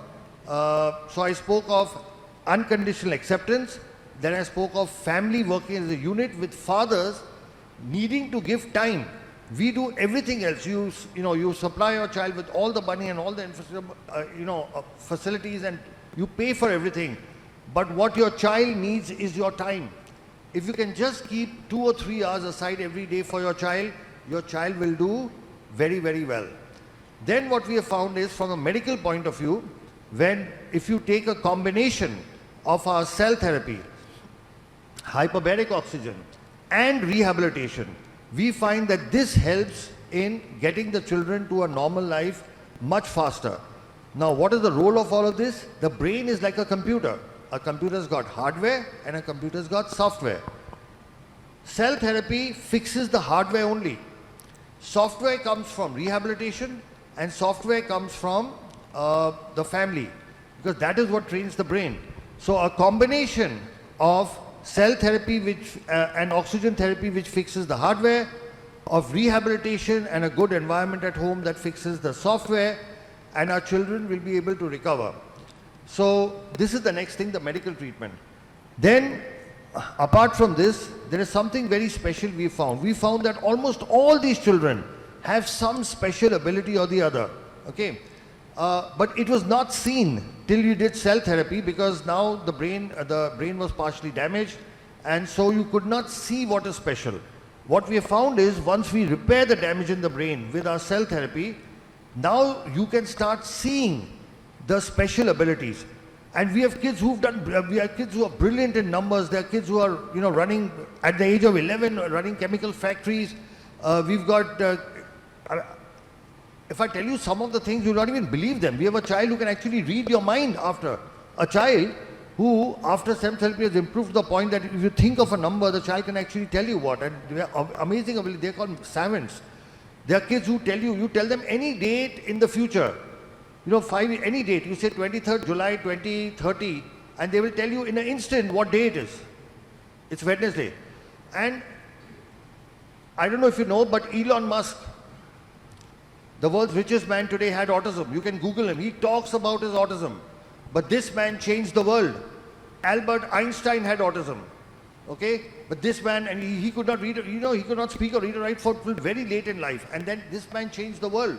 Several of our tech geniuses, they don't have autism, but they've had difficulty in studying, learning, Bill Gates, Steve Jobs. They never graduated from college, all right? But these are people who changed the world. Leonardo da Vinci is believed to have had autism. So these are exceptionally gifted people. So the one thing that you have to do, see, you are talking about bringing your children to normal. I'm saying once you get, they do exceptional things. They do the most brilliant things. And that is proven by already. Look at Elon Musk. He talks about his autism. He doesn't hide it. He says he had this, but he changed the world. So we have to change our thinking. Instead of looking at what they can't do, we have to look at what is special about them. Like what our Honorable Prime Minister said by changing the name. He said, don't look at what they can't do. Look at what is the special gift in them. So with this combination of things, like I said, unconditional acceptance, the family working as a unit, the medically, a combination of cell therapy, hyperbaric, along with rehabilitation. And rehabilitation, like Dr. Nandini said, needs to be comprehensive. You need to be able to do all the rehab. You can't just do one. People think they go to just one specialty and my child will be okay. No. You need all the specialities together, comprehensive rehab, and then our children will be able to come out. So I hope that answered your question. Yes, so maybe, wow, this is like a ray of new hope. Yeah. I'm sure all the parents here, some of them who might have lost hope, but with everything that you've explained, it's actually truly inspirational. So my question is, you've spoken about stem cell therapy, and I'm sure in the minds of many parents, they are wondering, wow, it's expensive going to India. Before even you think about how much the operation cost, you think about even the air ticket and the flight and accommodation and everything. So is there any plan to bring this in Africa?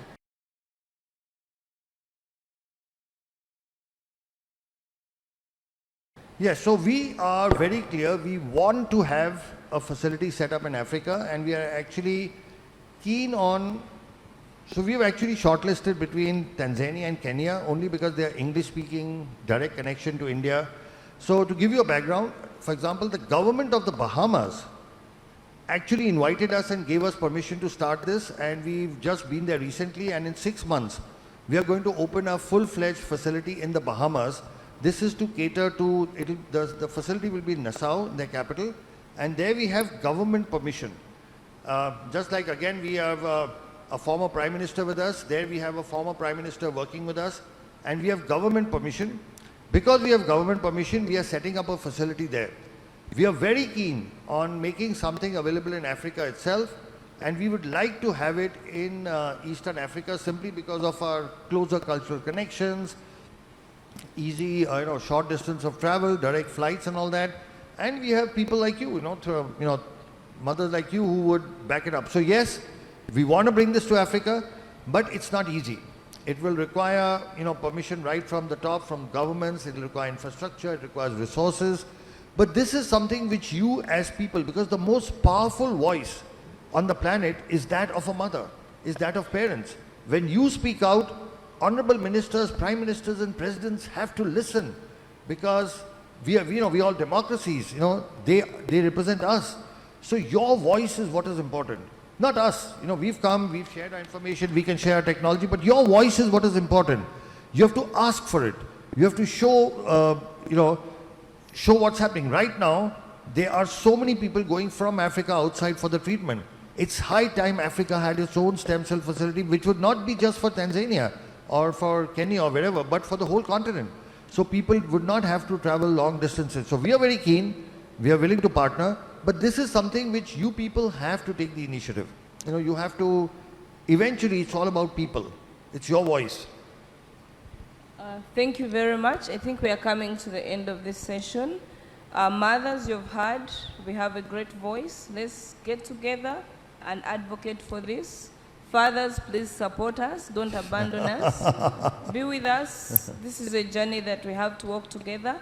And there is hope that we can say bye to autism, but only if we put in our every energy to support these children, seek the available treatment options. I think we can say bye to autism for the most part. Thank you so much, our able doctors. I think you've given us a lot of hope. You've explained a lot. You've allayed our anxieties. I think now it's on us to follow what you've told us. Thank you so much, Dr. Olivia. Thank you so much. I really appreciate the fact we have 3 mothers from 3 East African countries. Kenya, Tanzania and Uganda on this platform. So I think you represent all the mothers, not just of East Africa, but of all of Africa, all right? And if you take the initiative, trust me, believe me, the power of your voice is a force of nature. It cannot be ignored, okay? And a mother's voice does something. It reaches out to people. It touches people. And we've actually seen that in our country as well. When we had, different situations, when we had mothers speak up, everybody heard them, okay? More than doctors speaking or hospital speaking. So I just want you to know the power that you have within. The same power and energy that you've used to bring about improvements in your kids, that could now be extended to all the kids of the continent. So it's been a real pleasure, and Dr. Nandini, sorry, you want to continue? No, I just want to say thank you to the mothers. They've done a great job to represent all of us. Thank you, mothers. Thank you. Thank you so much. That was good. Before you go, you've done a great job. Thank you so much. I know there's a lot of people who wants to ask questions, but because of time, yes, there's a lot of hands. Because of time, I would like, because our minister, our deputy minister has a question, so can we please take the mic to him? At least we answer questions from him, and then we'll see if we have more time to invite more questions. Naomba makofi tena tafadhali.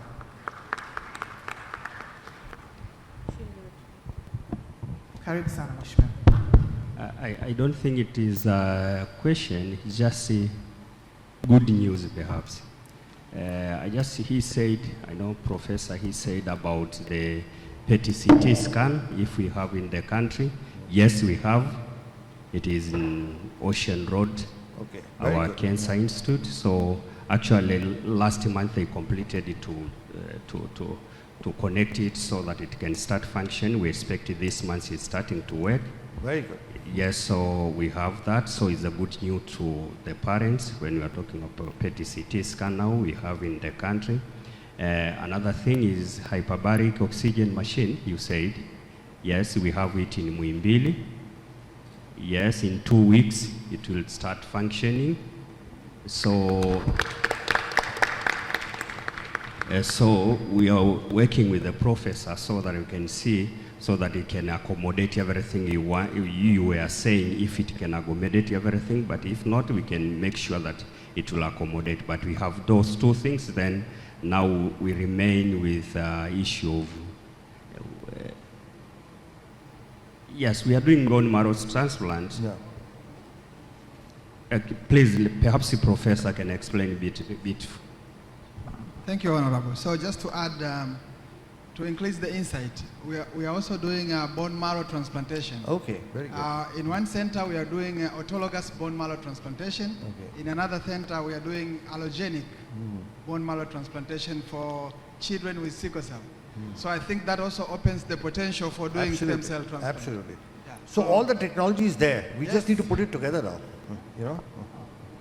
That's great, Yes. wonderful news. Yeah. Yes, that's what I'm trying. I just have to say that so that the parents can hear that. Yeah. You talked of many technology, then we can see how is our capacity by now, then we can move from there going forward. But something is going on.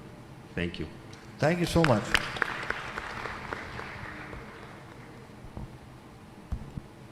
Okay, thank you so much, our dear Deputy Minister of Health, for the additions. And I would like to also, with due respect, call you, Honorable Deputy Minister, to come on stage and give these beautiful people something that we've prepared for them. So please, if you don't mind, kindly come on stage. The panel discussion was great. Thank you so much.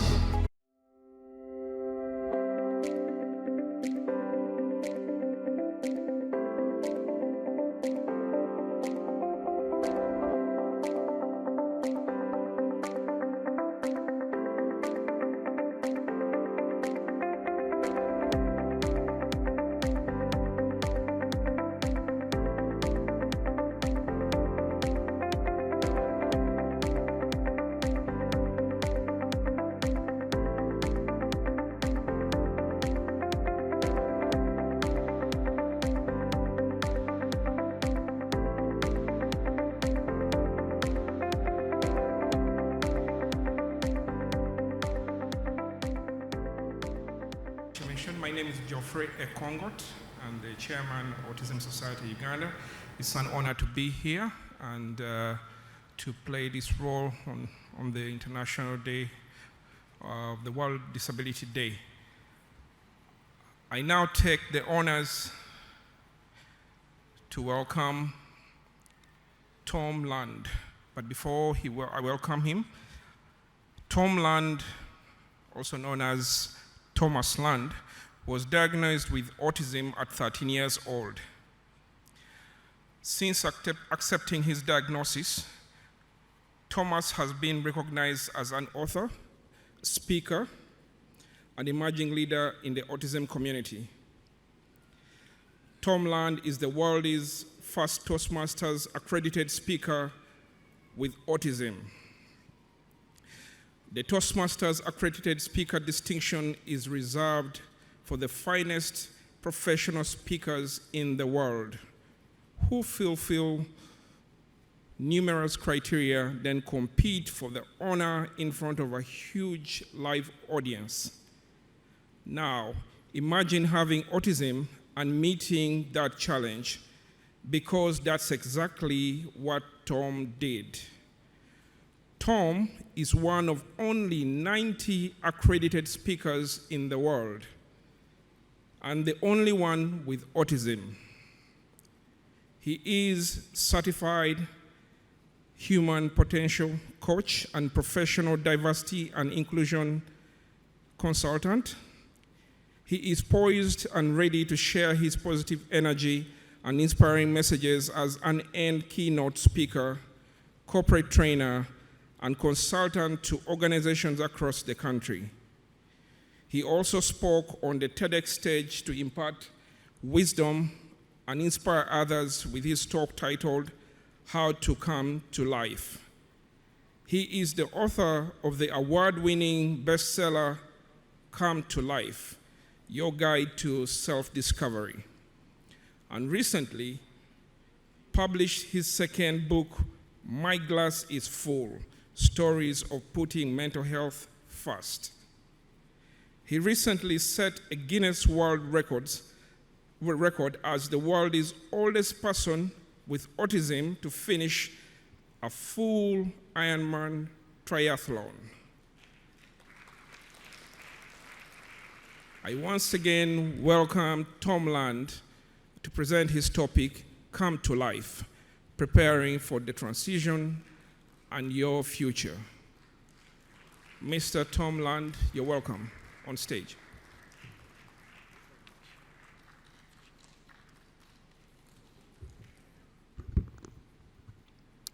Hello, everyone. Thank you so much for having me today. It's an incredible honor to be in your presence at this conference, and it's actually something I wanted to share. I have a bucket list, 101 things I want to do before I die, and one of them is to give a keynote at an international autism conference. So with this speech, check. This is also my first time in Africa, and I've now visited every continent in the world except Antarctica, so if anybody knows how to get down there, see me after the speech. I want to break the ice with a quick question. Tanzania or Tanzania? Applause if it's Tanzania. Applaud if it's Tanzania. You know, I've heard both pronunciations, but I've always wondered, is there a right or is there not? But even though we have different opinions or perspectives or pronunciations, it's all talking about the same thing. And I want to keep that in mind as I go through this presentation with you today. And may it unite us in our work. Next slide, please. So you heard a little bit about my accomplishments, and interestingly enough, when I was younger, I didn't talk for about 6 months. But by the time I started talking again, I could read, I could write, I could spell. I was like a sponge full of water, just ready to be run out. And I was ready to get a whole lot done with my life. And I've gone through a number of trials, and tribulations, and triumphs. But each of these accomplishments that I have has a deeper, bigger meaning to them. And I'll be sharing what those are about. And you may notice at the bottom there that you heard about my Ironman record. 6 weeks ago, I broke my own record. I did another full Ironman, so I'm a year older, and I'll be put in the Guinness Book of World Records again. And for those of you that don't know what an Ironman is, I know my metric system, 3.8 kilometers of swimming, 180 kilometers of biking, and 42.2 kilometers of running back to back to back in under 17 hours. No easy task, particularly for someone who is subject to sensory overload and stomach matters. I had to manage all of those elements, and I just kept on going, and I crossed that finish line. Next slide, please.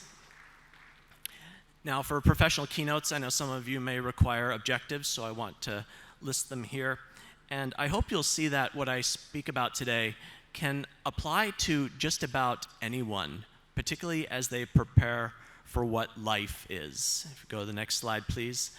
I have a meaning of life that I'd like to share with you today, because there have been several individuals with meanings of life, Monty Python, if you follow that particular comedy series, religious leaders, philosophers.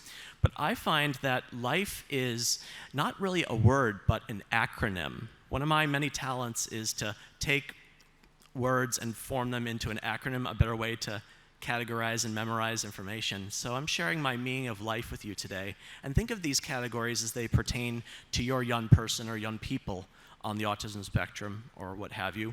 We have love and relationships, starting with the love for yourself and your relationships with others.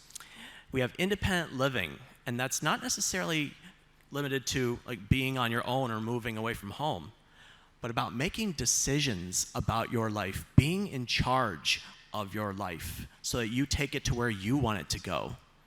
Then there's the F, which stands for further education, not limited to college or a university or a degree or diploma, but keeping an open mind, having awareness of what trends are going on in the world, and also being mindful to what other people have to say. So you have the most information you have to make an informed decision. And finally, the E stands for employment, because particularly when it comes to autism, there are more unemployed or underemployed individuals on the autism spectrum than any other class of disorder. And I think that is something we definitely need to work on putting a dent in, because our young people deserve to find something that they do well and can contribute to society, and if all goes well, make them earn their own money. Next slide, please. Telling you a little bit about my dream, right around the time I got diagnosed, I knew that I loved Star Wars and I was good with numbers, and I told my parents, I'm going to be George Lucas's accountant. And I set that into motion.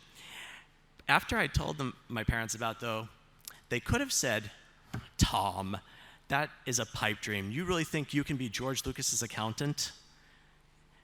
But they didn't kill my dreams. They instead gave me a reality check.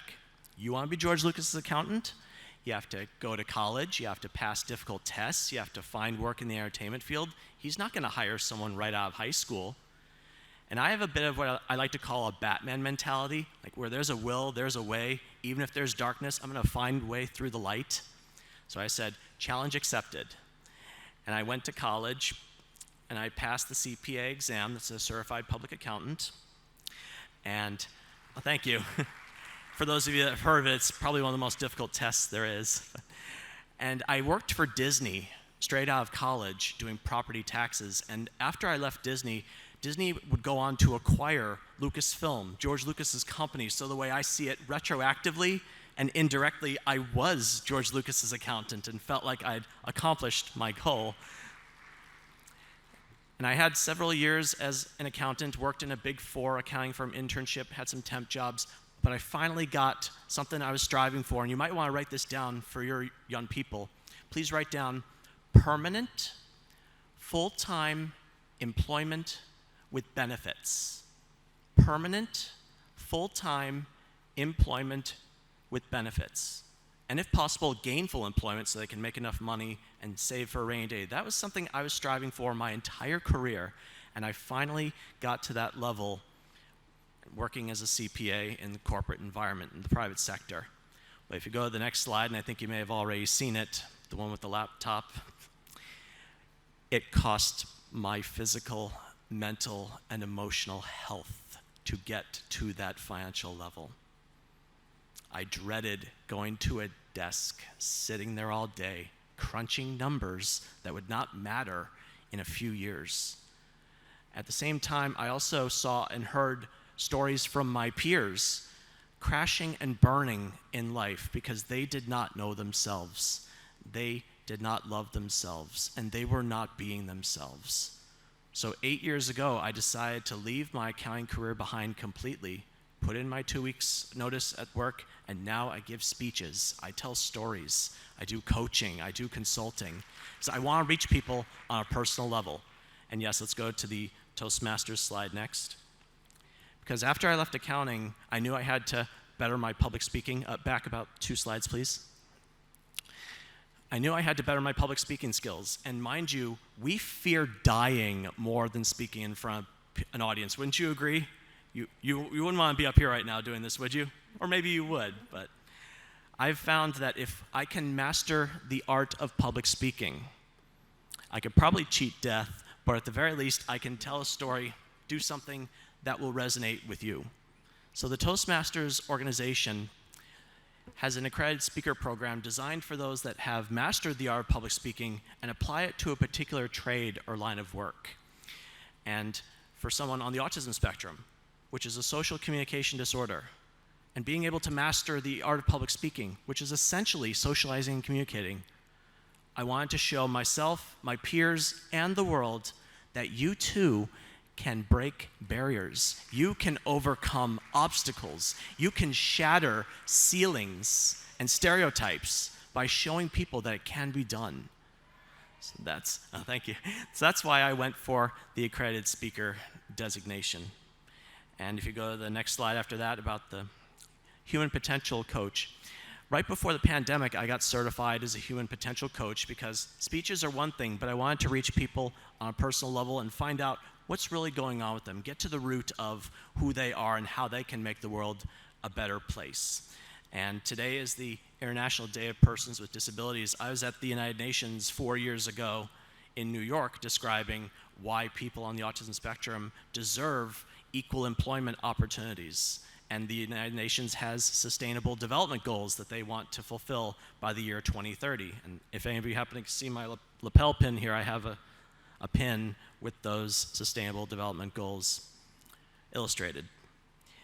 And if you go to the next slide, I have a long-standing partnership with the Los Angeles Police Department Mental Evaluation Unit because law enforcement, police officers, people that protect our community, our young people are likely going to have an encounter with them.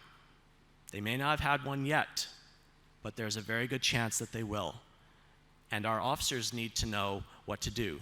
So I share my stories and give them pointers on how they can best serve our population. But there's another thing that was overlooked that my mother and I put into play. Next slide, please. And that is to teach our young people what they need to know when it comes to interacting with the police. Because ladies and gentlemen, just training the police is not enough anymore. Our young people need to know how to interact with the police. And this could mean the difference, the knowledge that they get from this movie, Be Safe, which my mother created based on stories from my own experience. Granted, I've never been arrested or imprisoned, and I'd like to keep it that way. But I've heard stories, and my mother was a consultant for families who unfortunately had a young person who wound up on the wrong side of the law. So I urge you to use Be Safe or similar tools that might be at your disposal to show young people how to interact with the police. That could mean the difference between freedom and imprisonment, or even life and death. Next slide, please. So looking at those life outcomes, the LIFE I brought up earlier, raise your hand if you think our population's having good outcomes based on current circumstances. I'm not seeing many hands out there at all. And that's kind of the point, because if you go to the next slide here, particularly when it comes to becoming an adult or accepting a high school diploma, those seem to be, at least in the United States where I come from, the things that make the services amongst our young people just disappear. They fall off that cliff. They were getting services in school, but once they become a legal adult or get that high school diploma, it's like, you're on your own, goodbye, good luck. And that's not right. Because if anything, autism does not disappear when you turn 18 or get a high school diploma. If anything, adults need more services than most. They need that support. It is a lifelong condition. And we can do better to support our adults as they grow up and walk through life, figure out who they are, what they want to do, and how they can make the world a better place. Next slide, please. So how do we empower individuals with autism and improve those outcomes when it comes to life? And that brings us to the next slide, which is a book that I wrote called Come to Life. After I left accounting, my mother and I put our heads together and decided to write a book sharing my secrets to success. Because a lot of times people are lost when it comes to what's out there for them, or when they turn 18, it's like, now what? And when I started college, I had a huge realization that there were so many choices that had been made for me, like my classes were decided for me. I was now at the point where I had to be the one to make decisions. Ladies and gentlemen, life doesn't come to you. It's up to you to come to life. And that's why I named the book Come to Life. I think too many of our young people are sitting back at home waiting for some kind of miracle to just drop into their lap. You have to be the one to go out there and find what you're looking for. Pursue the success and the life that you crave. Nowadays, those go-getters are being the ones that go out there and make things happen. They are the ones that are taking charge and being the change they want to see in their lives, as Gandhi would say. So I explained to my peers in the chapters of Come to Life, which I'll be going over with you today, how they can be their best selves. Next slide, please. Beginning with chapter 1, driving your life forward. Now, mind you, you do not have to know how to drive or operate a vehicle to drive your life forward. Wouldn't you agree? But as far as where you are in the car of life, if you will, you could be in the driver's seat, you know where you're going, you can get yourself there. Or maybe you're in the passenger side, you have an idea of where you want to go, you're telling someone else to help you get there. Or maybe you're in the back seat of the car. You don't know where you're going, may not even care where you're going, you're just along for the ride. Raise your hand if you think your young person's in the back seat right now. Okay, we've got a few people, but really what Come to Life is all about is about getting our young people out of the back seat and at least into the front so they have some say in where their life is going. That is the foundation for success. Next slide, please. Now, one of the first questions my mother asked me as we were getting this book together, she asked me, if you could tell your peers one thing, what your secrets to success are, what would it be? And I said, know yourself, love yourself, be yourself. That's a mantra. Yes, thank you. That's a mantra that I created and I live by to this day. And we have a term in our family called video talk. When I say something I heard in a movie or a TV show, and my mom asked me, was that video talk? Did you hear that from somewhere else? I said, no, that came from up here and in here. And it's what my message is to my peers, and I think the world as a whole. Know yourself, love yourself, be yourself. That sets the tone for what comes next. So as far as driving your life forward, and then we get to the 3 elements of that mantra. Next slide, please. Starting with knowing yourself. Aristotle said, knowing thyself is the beginning of all wisdom. And this is particularly true when it comes to a diagnosis or a condition you may have. Raise your hand if you have not told your young person about their diagnosis. Really? All of you have told your young person that they have autism and they understand it completely? That's pretty impressive. But in some cultures, they do not tell their child about their diagnosis. There could be many reasons for that. Parents might be in denial. They think it'll crush the kid's spirit or self-esteem. And all too often, that causes the child to become confused because they're going to grow up, possibly sense something is different about them, and they're going to go to their parents looking for answers. What's going to happen then? And if the parent knows about it and doesn't tell the child about it, how's that going to help the relationship or the family dynamics? And also when it comes to knowing yourself, it's also about understanding not just your strengths and what you're good at, but also your, what we call in Toastmasters, opportunities for improvement. And I have my fiancée Rosetta here with me. We're both Toastmasters, so we're both all about observing what's good and what can be improved. And the same has to go for our young people. Why? Because if you focus only on what they do well, there's a risk that they keep making the same mistakes over and over again. On the flip side, if you only focus on where they fall short, they may never find out where they can truly thrive, what they are really good at, and what they do better than anyone else on the planet. Each and every one of us has something that we do better than anyone else on the planet. So we have to look at both, what you're doing well and where you can improve, and both get addressed. That's how you truly know yourself. And when I was young, I thought I had to know everything, and I had to be perfect. I dread even getting like a B on a test. I would rip it up to shreds. I didn't even want to face the idea that I'm not perfect or I don't know everything. And I was really hard on myself. I thought my mother was perfect, so I thought I had to be perfect. And when I come to find out she's not perfect, and I'm like, well, you don't really talk about your problems a lot. Granted, parents do make mistakes and don't always get it right.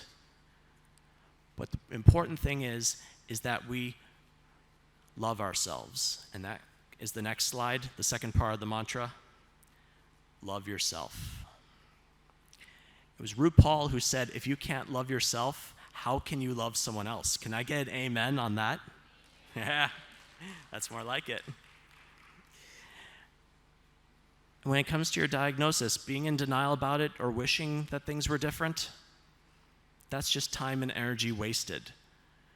And my parents did something for me that really set a tone and made a huge difference in my life. They let me know that they would love me no matter what. I didn't have to change. Yes, thank you. Because this is the life that is going to be. The question is, how is the family going to go with it? And I should note that, figuratively speaking, when there's one person with autism in the family, the entire family has autism, figuratively speaking. So on that note, are you all going to be on a unified front around your young person or people? Not take no for an answer? Find a way?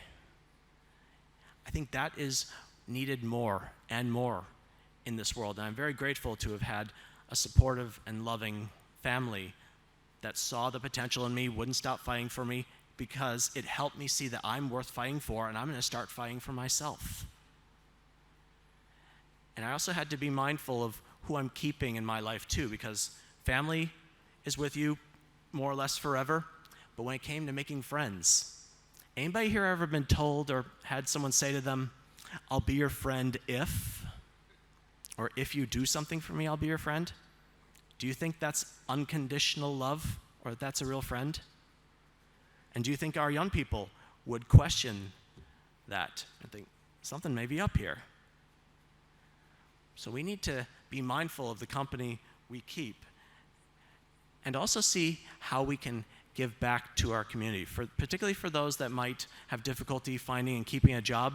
Community service, volunteering in nonprofit organizations, I did that for a number of years. I still do it to this day, and I make a difference. So being able to give back to your community is another part of loving yourself. And something I had to be mindful of is I grew older and had to weed out those people who maybe not were true friends or wanted me to be something different.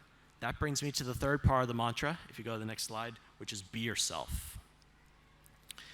It was Coco Chanel who said, beauty begins when you decide to be yourself. And this gets a little bit controversial at times, because each and every one of you, I imagine, has some kind of idea or vision as to what your young person's life might be like or look like. The question is that what the young person wants? Is that being who they truly are? Or is their authenticity being jeopardized a little bit? Because, mind you, I wanted to be an accountant. My family supported that. And everyone seems to have these suggestions about how we can be better people on the autism spectrum. But it kind of begs the question, why not just like us for who we are? Yes, we have the option to hear what you have to say, but it should be our decision on what we do with that information. And if, like me, you understand the value of input and how it can help you become your best self. There's being yourself and there's being your best self. That could make a difference too. And a lot of times, I know when I was younger, I wanted to please others. I wanted to not rock the boat. I would kind of take people at their word or think people had my best interest at hand. I was a little too trusting, and that came back to hurt me a few times. So at the end of the day, I decided I'm going to hear what people have to say, but I have the final decision. And they should be willing and able to respect that. Wouldn't you agree? So as we look at our young people and their lives, ask yourself if you're letting them live the life that they want to live. And if they don't know what that is, what kind of life they want to live, maybe they need more guidance on what that is and what kind of options are available to them. Which brings us to the next chapter in Come to Life. Next slide. Finding your niche, or niche, depending on your pronunciation preference. Because a niche is a little hole in the wall where a piece of art or statue fits right in. And each of our young people deserve to find a place where they fit in, where they do well, where they can shine, and their talents can be put to good use. Unfortunately, not everyone seems to have all the opportunities to go out there and find out what that niche is. Whether they're staying at home, could be by choice or not. And even in today's virtual world, sometimes going into a virtual chat room or where the action is, that's part of finding your niche. And also understanding that as we grow older, our niches, where we fit in, change over time as well. And speaking of change, it's happening all around us. Like, I'm not the same person I was 5 years ago, 5 months ago, or even 5 minutes ago. So the change is happening all around us, and I think there's a lot of resistance to it, or like you want to fight the elements and not want things to change, everything to be constant, predictable, and unchangeable. But ladies and gentlemen, what if I told you the only constant, predictable, unchangeable part of our lives is change? That is what's going to be happening whether you choose to accept it or not. So with that being said, finding a way to let change or make change work in your favor. Find ways to adapt, change, evolve, grow, and see where that can take you. Let's go to the next slide, chapter 6. Find your voice. Find your voice, and more importantly, use your voice. Wouldn't you agree? You could find your voice, but if you're not using it, not doing its purpose, right? As I mentioned earlier, accepting that you must be the change you want to see in your life. Now, by a show of hands, in meetings such as IEPs that you may have with your young person, raise your hand if your young person is not present at these meetings about their future. Okay, so a few of you may not have your young person present at meetings about their future. Well, getting back to that car example, not having them present at the meeting, that's like them not even being in the car at all. Wouldn't you agree? It's like taking them, getting them out of the seat that they're in, leaving them on the side of the road, and you driving off without them. And they may or may not have the tools to call an Uber or follow you or catch up or call for help. It's like leaving them in the dust. And parents, you are your child's voice now. Who's going to be your child's voice after you die? A family member? An elected representative? How about the young person themselves? And I want to really make sure that even those who may not or have difficulty speaking, they can still find a way to communicate. Just because someone isn't speaking doesn't mean they don't have something to say. Do you agree? Let's go to the next slide. Now, when it comes to speaking and reading, my mother wrote a book about reading comprehension called Drawing a Blank. This is available on Amazon, and I want to encourage you to have a look at it as far as in connection with further education. How people on the autism spectrum, while they can read the pages or the words on a page, they may not always know what the words mean or understand how it applies to life in general, or maybe a lesson to be taught. So that's something to be mindful about as you look at your children, your young people, looking to read, and more importantly, understanding what they read. Because that is a large part of being a productive member of society and understanding how they can better themselves as a whole. Let's go to the next slide. I'm starting to wrap up a little bit here. But the overall conclusion of Come to Life is I believe each and every one of us can be the hero in our own lives, particularly our young people. They have struggles, they have failures, but there are also successes and triumphs. And isn't that part of what being a hero is about? You fall down, but you find a way to pick yourself back up and keep moving forward.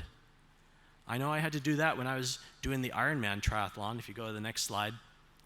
I actually failed finishing an Ironman twice before I finally did cross the finish line for the first time. And I heard the other day that we need to walk the walk more, but I swam the swim, I biked the bike, I ran the run. And I actually want to pose a little bit of a challenge out there. See, I'm going to be 40 years old next Thursday, 40 on the 14th. So if there's someone, it could be in this room, maybe listening live now, or someone who hasn't shown themselves yet, I want to see if there's someone over 40 years old on the autism spectrum that can finish an Ironman and beat my record. So that's my little challenge I want to put out there into the universe. And I'm happy to give you some pointers of what you're in for. But I believe each and every one of us can be more than even we think we are sometimes. Because there were times I wanted to quit that race, but I thought to myself, there's someone who's going to see this finish and is going to put it into their survival guide, and they'll think, Tom went a little bit further, I'm going to go a little bit further too. Next slide, please. Because that victory awaits you. Yes, times are tough, there are struggles, you may not always get it right the first time, but what are you learning? What are you doing to change the circumstances, make things different or better the next times around? Each and every one of us can do better when we commit ourselves to that perseverance and the change we want to see. And if you go to the next slide, I encourage you all to see how Come to Life, it's available on Amazon, can help you come to life physically. Go to where the action is, whether it's in person or online. Come to life mentally, be able to pick yourself up and keep moving forward, even if you fall multiple times. Come to life emotionally. Take charge of your happiness and well-being rather than leave it in someone else's hands. And come to life spiritually. Not so much in the religious sense, but giving yourself to a cause or an ideal bigger and greater than yourself. That will help make the world a better place. Raise your hand if you want this for your young people coming to life, physically, mentally, emotionally, spiritually. That's what I like to see, all those hands. So next slide, please. I relisted those objectives for those that were interested in seeing them. And next slide, revisiting my life definition. I saw in a breakout presentation yesterday, it said, we must not prepare the road for our children, we must prepare our children for the road. Because I have a belief that the world is simply too big to change for one person or one small group. But look what we have here.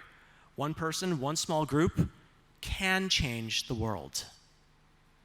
So I encourage you to go out there, give yourself to an ideal, put your young ones on the forefront, and let's create wonderful, beautiful lives for them. Next slide, please.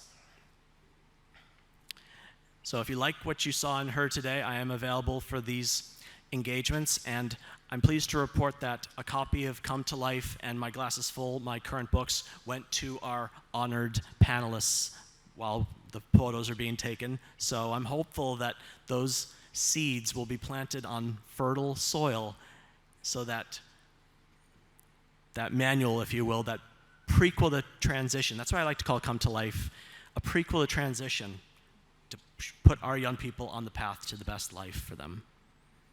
And my fiance and I are actually writing another book. Oh, go back one slide. My fiance and I are writing a book called They Said We Couldn't, So We Did. Making relationships work when the odds are against you. Because I do believe we have a story to tell. Our struggles, our successes are going to help see that people on the autism spectrum can and do get married and have relationships that last a lifetime. Raise your hand if you want that for your young person. All right. All right, and that brings me to the end of my presentation with the last slide here. Time and protocol permitting, I believe we have time for questions, if anybody has some. Thank you for your attention.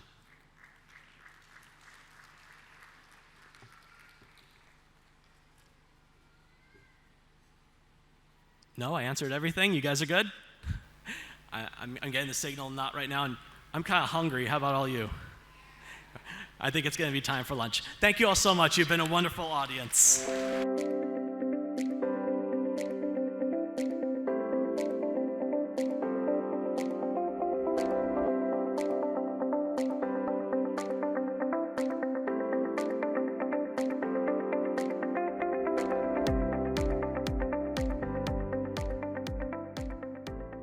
Thank you so much for watching the plenary session of Ican Tanzania 2023 presented by Autism Connect. So to give you a brief about Autism Connect is an association of parents and professionals formed to disseminate scientifically validated information about therapies and treatments for autism. To know more about autism, you can log on to our website, which is www.autismconnect.com. After 2 successful Ican conferences, the first one being at Dubai and the second one being at Tanzania, we are now coming up with the Ican conference at Canada, Niagara Falls.